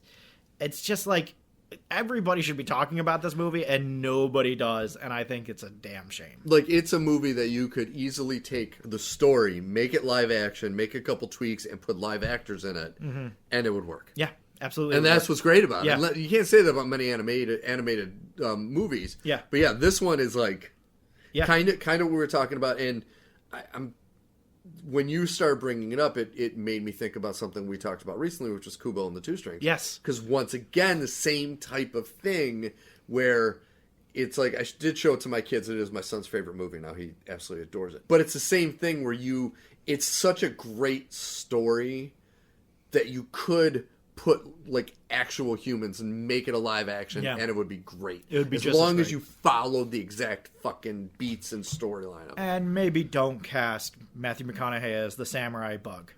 Maybe not. Maybe not. That is one role in that movie that I just get stuck on every time. It's not that he's bad. He's very good, but I always get stuck on drawless Matthew McConaughey. Yeah. Every time I get stuck on it. Even in True Detective, he had his drawl. But also, he does have one of those voices that you want to hear a voice of an actor, and even though you know it's that famous actor, you don't want to think of it every time they speak. But every time, you're right. When I heard him speak, I'm like, it's fucking Matthew McConaughey. That's all you can think about. I feel the same way about Sing. I'm like, I can't not look at that koala and think Matthew McConaughey. Yeah. I don't know why. I can't. He's fully trying to disguise his voice. Yeah. Still can't help it. Still see Matthew McConaughey. And like, the lion, unless he's singing, I would not know that was Bono when he was just talking. Yeah. But as soon as he starts singing, you know it's fucking Bono. Yeah, then you know it's Bono. But yeah, so I agree with you. It's like, Yeah. So, watch Isle of Dogs. If you haven't watched it, check it out. It's great. It's so fucking good. All right, so now we got to talk about something that I think we're going to be divided greatly I think that there's on, going to be a little bit of a gulf which here. is the Muppet Show reboot by Special. Seth Rogen. It's listed as a special. It's a special, and they even make a joke in it that if it's successful, they'll do more. Okay. This one's tough because, in part for me, that exact thing is that it's so referential to, the Muppet Theater is closing again. And if we have one more good show, they might not close it again. And it's like, can we... Okay, I get it, and it's fine. It's a little much for me. There were a few bits like that during the show, but I will say it tasted like the original formula. Now, I'm not saying it was as good as the original formula, but it definitely reminded me of like Madeline Kahn hosting the Muppet Show. See, this is where I disagree with you. Okay. I give this show a big fat F, and I'll tell you why. Yeah. So I grew up on the old show. Yeah. Literally, saw it as it aired, grew up with it. They missed the whole joke of the original show. Soon as they showed the audience and the audience was full, you don't know what you're doing. The whole part of that show is it is a crappy theater and no one gives a shit about the show, and that's why the two guys are up there, Waldorf and Statler, making fun of it because it is a dog shit show. So first off, the audience was full. I'm like, that's fucking dumb. Second off, they kept dropping celebrities. Maya Rudolph, they showed Seth Rogen. It's like, no. If you watch those old shows, they had one guest star. And that was the only celebrity on that fucking show. That was the only human, usually. The only human, exactly. That one fucking human. Yeah, because there were no humans in the crowd. No. It was just a couple Muppets spread out. And then each one of the little skits looked like they were put on with no money. And like this one, each one you could tell was a pre-recorded, super flashy with a big budget. I will agree with that. So the whole tone of the show was completely fucking off. You would never think that Rizzo's bit was done on a stage. Not at all. Like Not any of them. Like I didn't mind Sabrina Carpenter. I thought she was fine. But like even her first musical number in the saloon, too nice. Like it's like the whole fun of the show was like shit would literally be falling from the ceiling. Yeah. Because it was put on as this like we have no money, like you're saying the show's about to close, no one gives a fuck. But here they're playing it off like the show's about to close, but you got a full fucking audience, including Maya Rudolph. Everyone's cheering and clapping and everything. It's like that's not the fucking Muppet Show. Like if you wanted to do something different, get it. But if you want to say this is the Muppet Show of old. No, it's not. I think there was some of the DNA in there because I really like that sequence. I'm not a Sabrina Carpenter fan. I literally can't name any of her songs. Yeah, I'm not either. I know one of her songs is about caffeine. Yes. That's all I know about Sabrina Carpenter. I really like that sequence because it felt so much like a bit from the original Muppet Show in terms of like there's a piece going on with a bunch of Muppets you've never seen before, and they don't have names, but there's one Muppet you know, Sam the Eagle, and he's doing his best, and also it's kind of a Sam and Diane thing, which is funny, and bring in Sabrina Carpenter, and chaos ensues when Crazy Harry turns on the fan, and it's like, okay, I see the DNA here.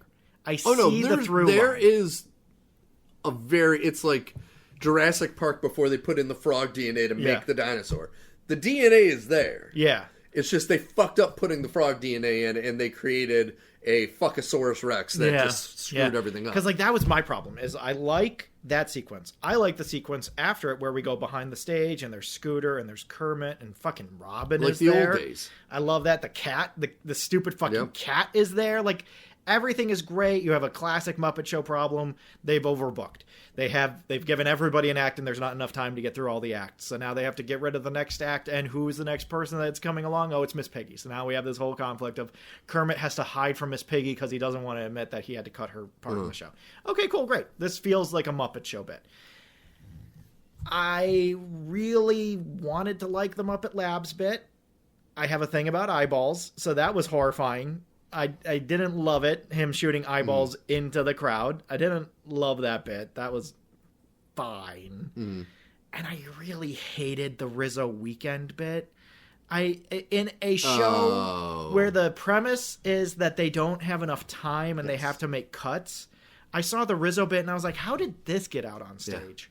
How did this sneak out on stage? This was worth cutting other acts for? this? Are you sure? Yeah. And it just, Well, and that goes into my biggest problem with it was not only the tone of the show, but the writing I thought was dog shit. Like, I didn't laugh at one fucking thing. The only thing that I would say, and it's funny that you said you weren't a fan of it, the only thing that seemed old school Muppet Show to me was the lab bit. yeah. But And under a different bit, I would love that. yes. It'd be like if the Swedish Chef was making eyeball Yes. stew. I'd be like, I don't want to watch the Swedish Chef make eyeball stew, but if the Swedish Chef wants to make something else, I would fucking watch that. I don't want to watch Beaker shoot his eyes into the audience. But if Beaker and Honeydew want to do something else, I'm 100% in on that. The premise is fine. It's the bit that I have a problem with. The Rizzo thing, irredeemable to me. That they didn't even finish the song. There was no funny bit. They set it up like there was going to be a funny bit, and then there wasn't. No. It just ended. And that's another thing, is like, if you look at the old show, they were such geniuses and they were such good writers that the only time they used a modern song is if they had a musical guest star, they would sing their song. Yeah. But here we got the Weekend song and we got Islands in the Stream, and it's like, that's not the Muppet Show. Like, the Muppet Show is elevated children's entertainment, which this seemed like they were aiming low. Yeah. Like, for just like, okay, we're going to dumb it down. And even the joke running of, oh, well, we've been doing this all along, and this is, we haven't been off the air for all this time.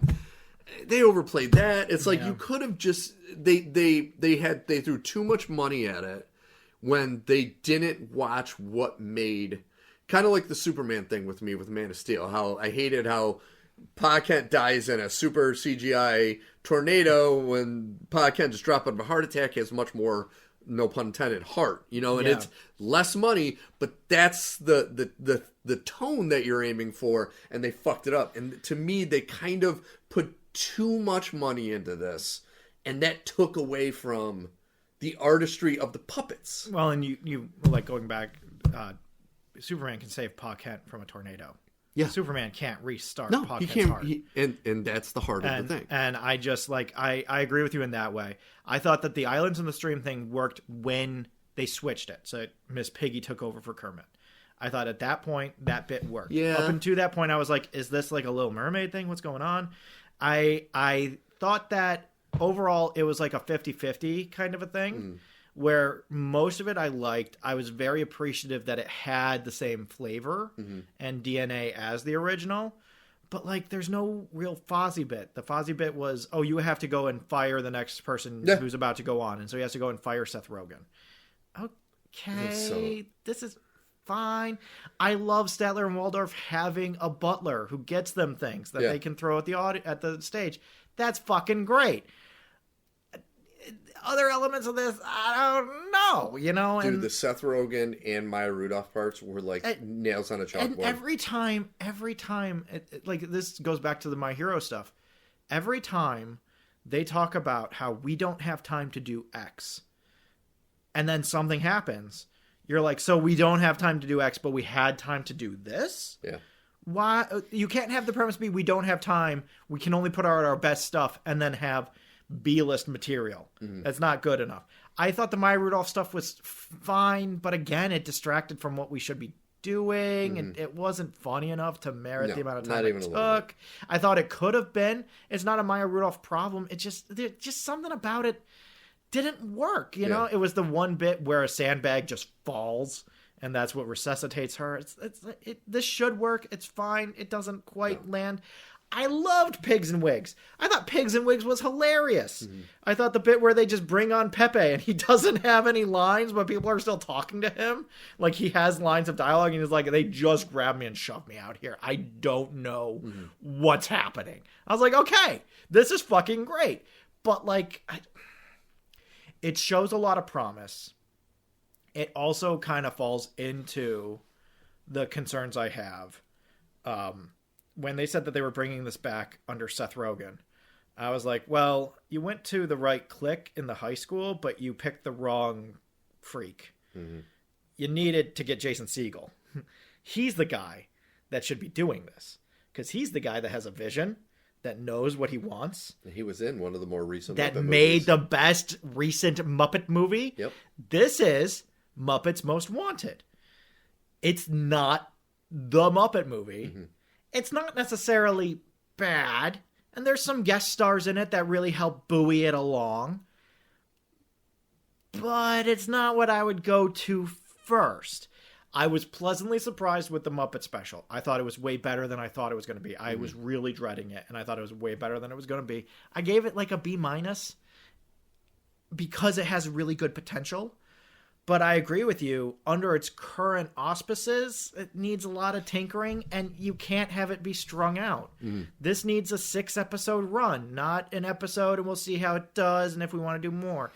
Like Disney, you are sinking so much money into other pieces that have way less potential to actually flip. And this, you're going to string it along like it's an actual Muppet Show episode where the villain played by Chris Cooper is pulling the purse strings tighter and tighter. And it's just like, I don't know. And the other thing is that they have a huge challenge. I really don't like the new voice of Kermit the Frog. No, not at all. I don't think it's as good as any of the post-Jim Henson Kermits. The best post-Jim Henson Kermit, and I know he would cost a lot of money, Seth MacFarlane, does a spot-on Kermit the Frog. Yeah. And he is a voice actor because his whole career is based on being a voice actor. And it's like, dude, if you're going to throw this much money at something like this, get the best as far as not only the voice work, but get the best as far as writing. Yeah. Because, and that's where that's another thing that they completely missed the boat on.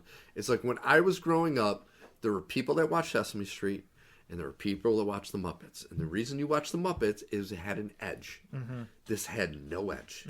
Like, the one thing I was disappointed with the Sabrina Carpenter is every guest star that was on the old Muppet Show would have a part where they were either got gunk all over them or something embarrassing happened to them. She never didn't look spectacular in any one of her scenes, including the scene with the chickens with the fan. Like, they were all going nuts. She looked like just perfect in every way. And it's like, part of it is the guest gets humiliated in some way by one of the Muppets. They did play with that a little bit because there has been talk in the past that Sabrina Carpenter just straight up lifted all of Miss Piggy's stuff and said, well, this is my whole personality now.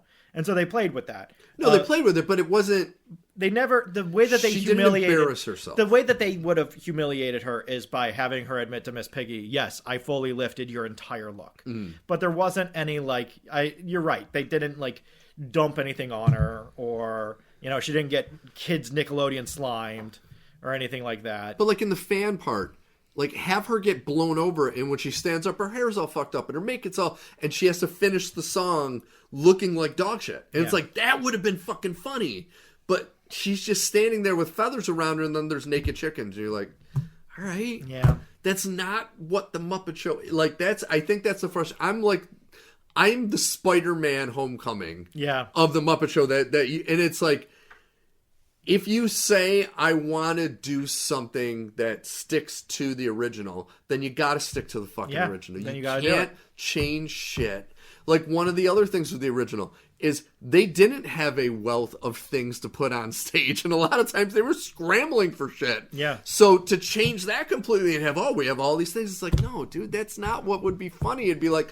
fucking do pigs in space. Like, quick, pigs, go on. And, like, having to choose something out of nowhere because you have nothing else to put on. Or having to reuse the sets. Yes. Because there's no budget for extra sets. So now you do pigs and wigs, but then the next bit also has to use the exact same set as pigs and wigs. And that's why I didn't like the look of it, because... each skit looked like a pre-recorded skit on a different stage instead of everything looking like it was made on the same stage. Yeah. Like a play almost. I think that they can get this back up on its feet. I agree with you. It is not in a position right now where, like, if they did an entire season of this, it would be a 50%er for me. There'd be 50% of the episodes I liked and 50% of the episodes I didn't like. I didn't have the kind of spark of joy that I wanted out of this, but there were moments where we got really close. When the Muppets Lab theme started, I got really excited.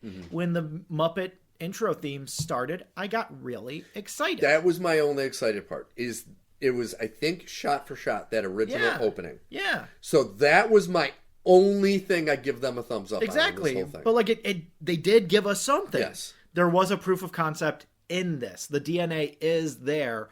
I agree with you. They need to tune it up.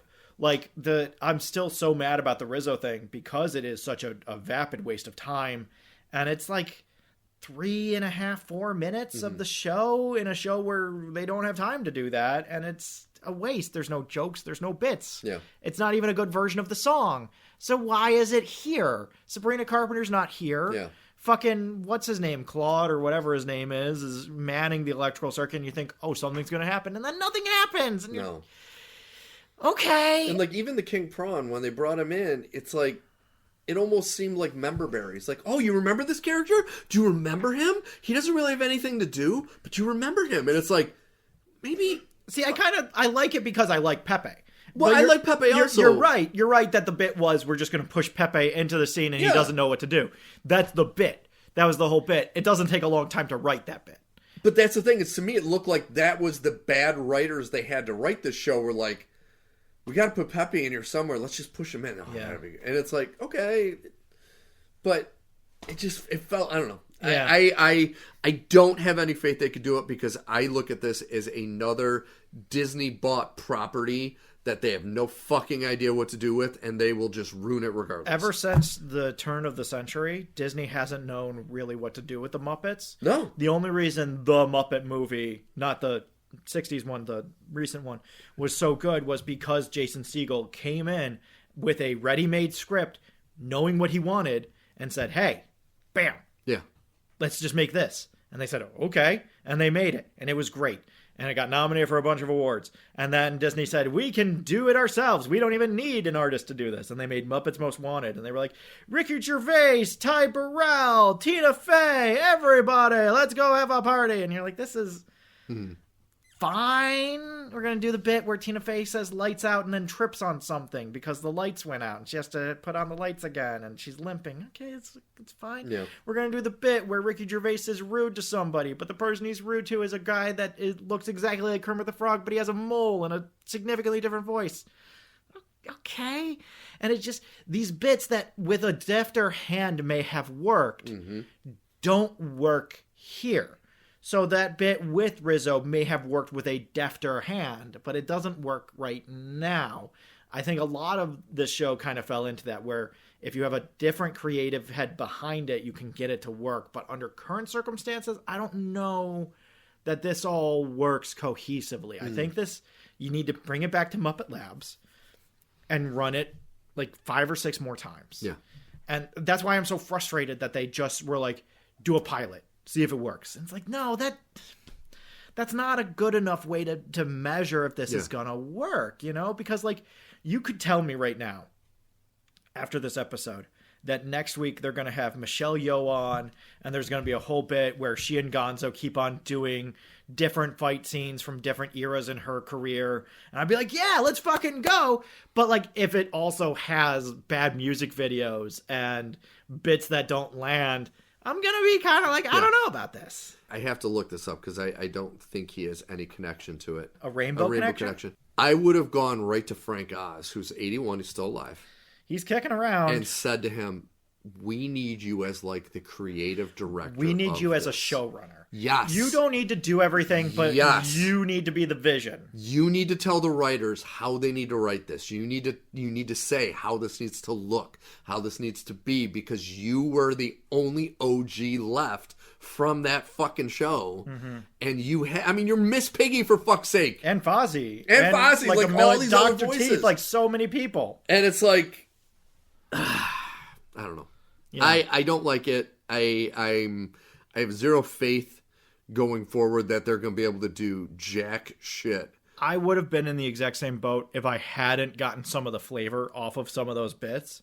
I think I got enough flavor kickback that I'm like, well, this could work with the right vision. This could work. But I agree. It needs a better hand and it needs it can't be strung out. It can't be like okay, what have you done for me lately? Like, it has to be given real time with a real birth, and I don't want to say a limited budget because I want them to be able to make all the Muppets that they need and everything, but the budget has to be about the puppets and not the lights and the CGI and the changing stuff. Let's get that shit out of here. Yeah. And it's like there's a million producers, quite literally a million fucking producers. The guy who directed it has only directed a few John Mulaney specials. Yeah. And he has a couple things coming up, but nothing major. And then Seth Rogen right now, his in production producer credit is like 3 pages long. So it's like you're not focused on making this work. Yeah. Like you need, for something like this, something that's nostalgic for adults and that kids don't give a fuck about, you need to have a somebody focused on it to say, we need to make this work. Yeah. And it just doesn't seem like they had that. It feels like Seth Rogen is more the shield between Disney and the creators than an actual vision on the production. Which is a shame because, I do like Seth Rogen and I do like a lot of the things he's done.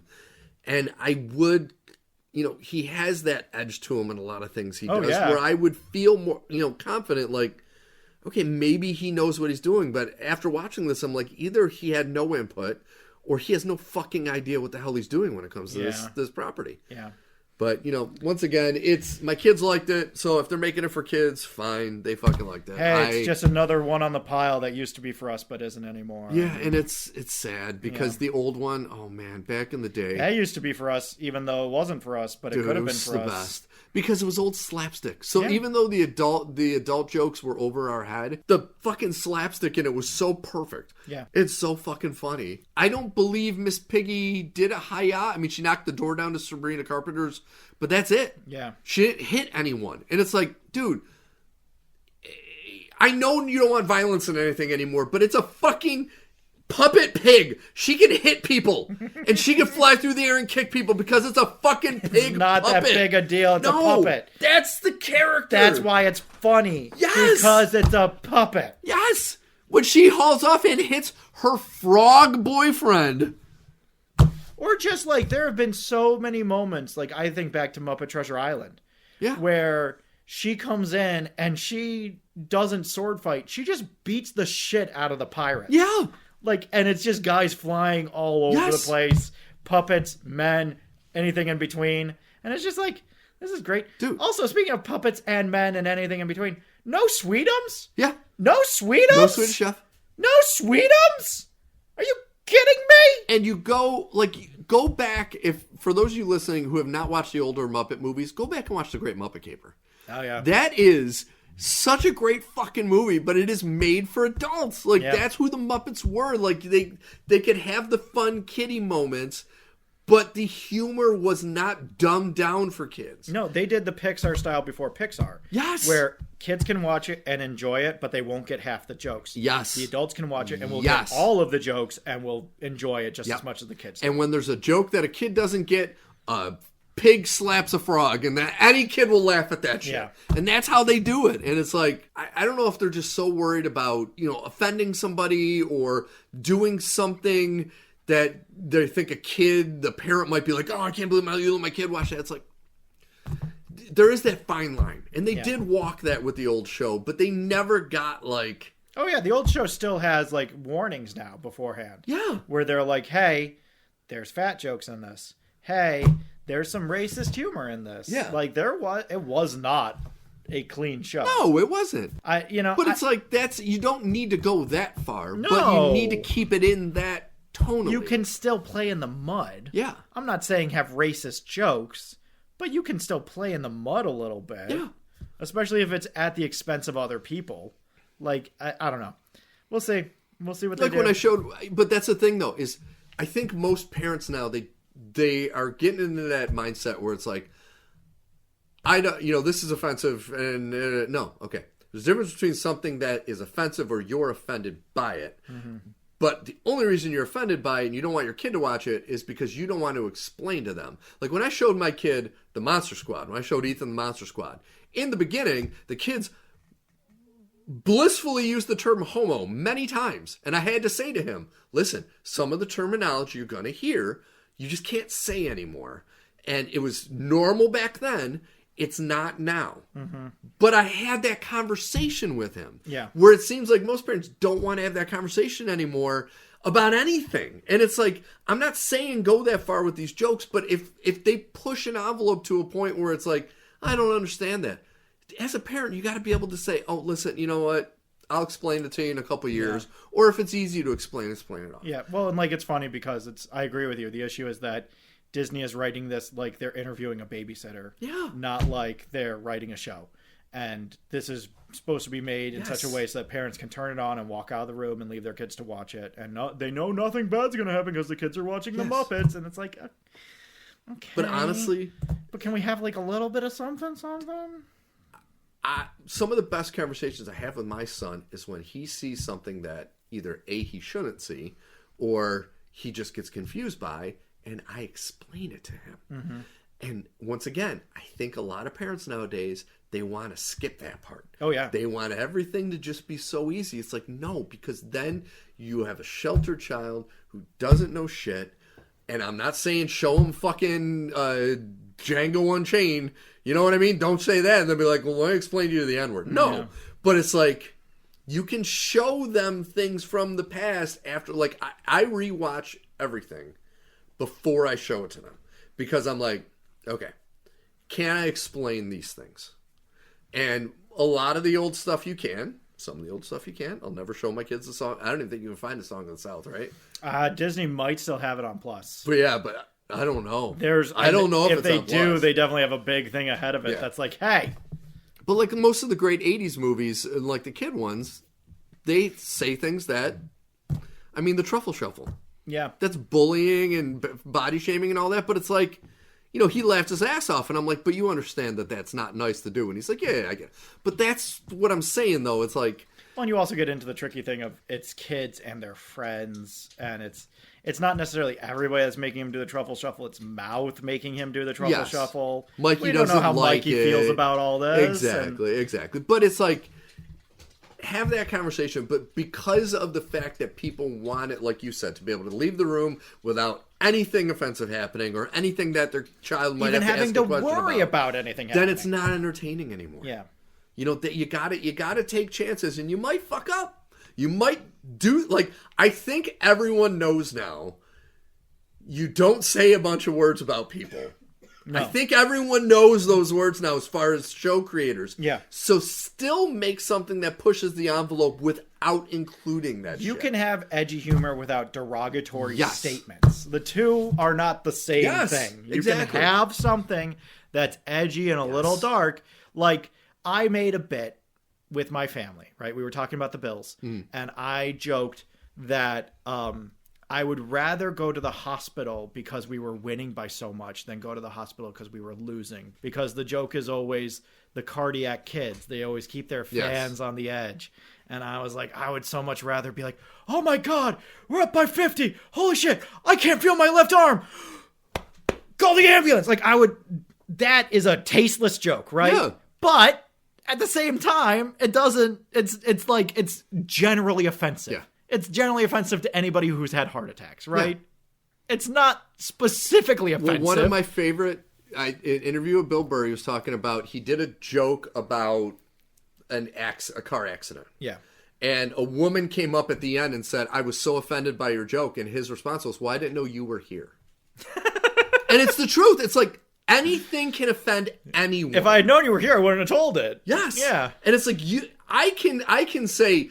dog, and there might be somebody that hates dogs, like, that offends me. It's like, okay, it's not offensive what I said, but it offended you. Well, and like, it's weird. This is not, I'm not going to go into it. There was a whole thing with the BAFTAs. Yes. Oh, with the Tourette's. The guy with the Tourette's. Yes. And it's just like, it's separate but similar.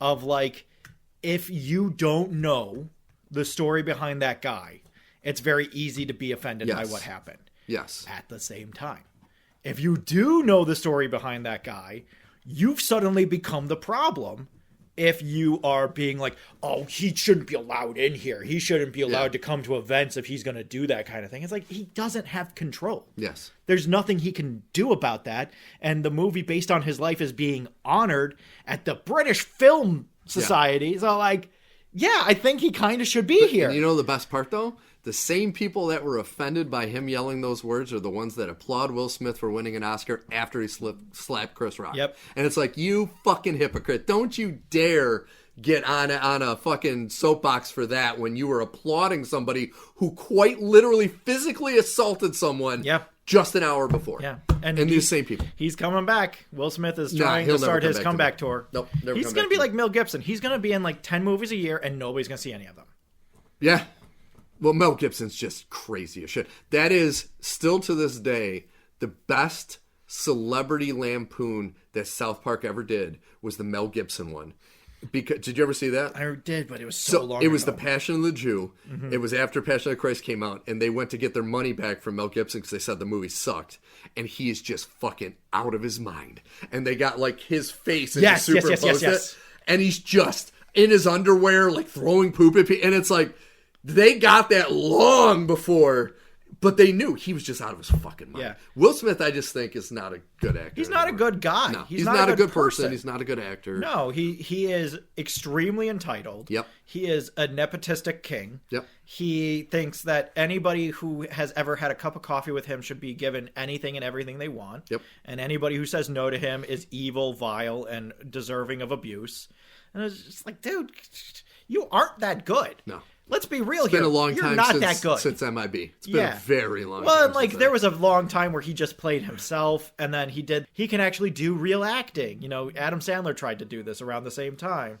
And it's like, oh, he can actually act. And it's like, I saw Pursuit of Happiness, all that. I never really bought it. It's Reign Over Me. I mean, these are the exact same movie. Like, I actually, and I'm going to touch back to this, it gave me a lot of vibes from Tropic Thunder, where it's like he didn't do the simple Jack, but he was a action star that tried to do serious acting, and it just didn't work. It just didn't work. Yeah, no. Yeah. But it's like that's I guess when it all brings back to the Muppet Show is, if you're gonna do this, make it look cheap, make it look like no one wants to see it in the crowd, and fucking take some chances. Take some chances. Don't make it so sanitary. Be willing to make this for everybody. Yes. When I say a family show, I don't mean a direct-to-DVD family show. I mean like a show that the family, not just the kids, the family could sit down for dinner and put on the Muppet Show, and everybody would find something. And another thing with that, the people that get, like, they want the kids to watch this. The people who are going to get the kids to watch this are people like me who grew up on the show. Mm-hmm. So I got my children to watch it because they didn't know it existed. The next episode comes out. If Dad doesn't like it, he's not going to recommend it. No, and they're not going to just want to watch it because to them the Muppets don't really matter anymore. So they're kind of fucking up by losing my demographic in order to get the younger demographic, which is kind of like the Pokemon thing we talked about. They want the young kids, but they need to get the people who grew up on the game to like the game to get the young kids. You need both. Exactly. You can have this machine be fueled by the laughter of children. Yes. But the laughter of children is very fickle and may come and go. If you have adults who are committed and stay committed, look at how long fucking ER was on TV, even though the cast changed. That wasn't because kids were watching. Law and Order SVU. It's been on for over 20 years. If you have adults and they latch onto something, they will latch onto it like a baby on a nipple. Yep. All right? If you have kids and they latch onto something, they are just as likely to walk away from it in 2 days and never think of it ever again. Easily. So all I'm saying is you could do one. I would advise both. Yeah. We should end the show. So anyways, folks, that was NerdPod Generations, episode 184. I'm fucking spent after 2 hours, baby. 2 hours, man. So once again, NerdPod Generations 184. Please go back and listen to our back catalog at nerdpodgen.com. And Al, who does our artwork and music? Our art is by Kortney Howell. Our music is by Brendan Williams and James Connolly. I am Alfred Judson. And I'm Steve Taylor. And until next week, friend and enemies, I truly don't know what we're talking about because I'm exhausted. I guess we'll talk about Bridgerton. I can't even think about it. I'll make you watch just season 4 of Bridgerton without any context of the first 3 seasons. happens. I'll read And- Spider-Man Noir. So. Oh, there we go. Yeah, we'll That'll talk make about us that. happy. All right, have a great week, friends. Later.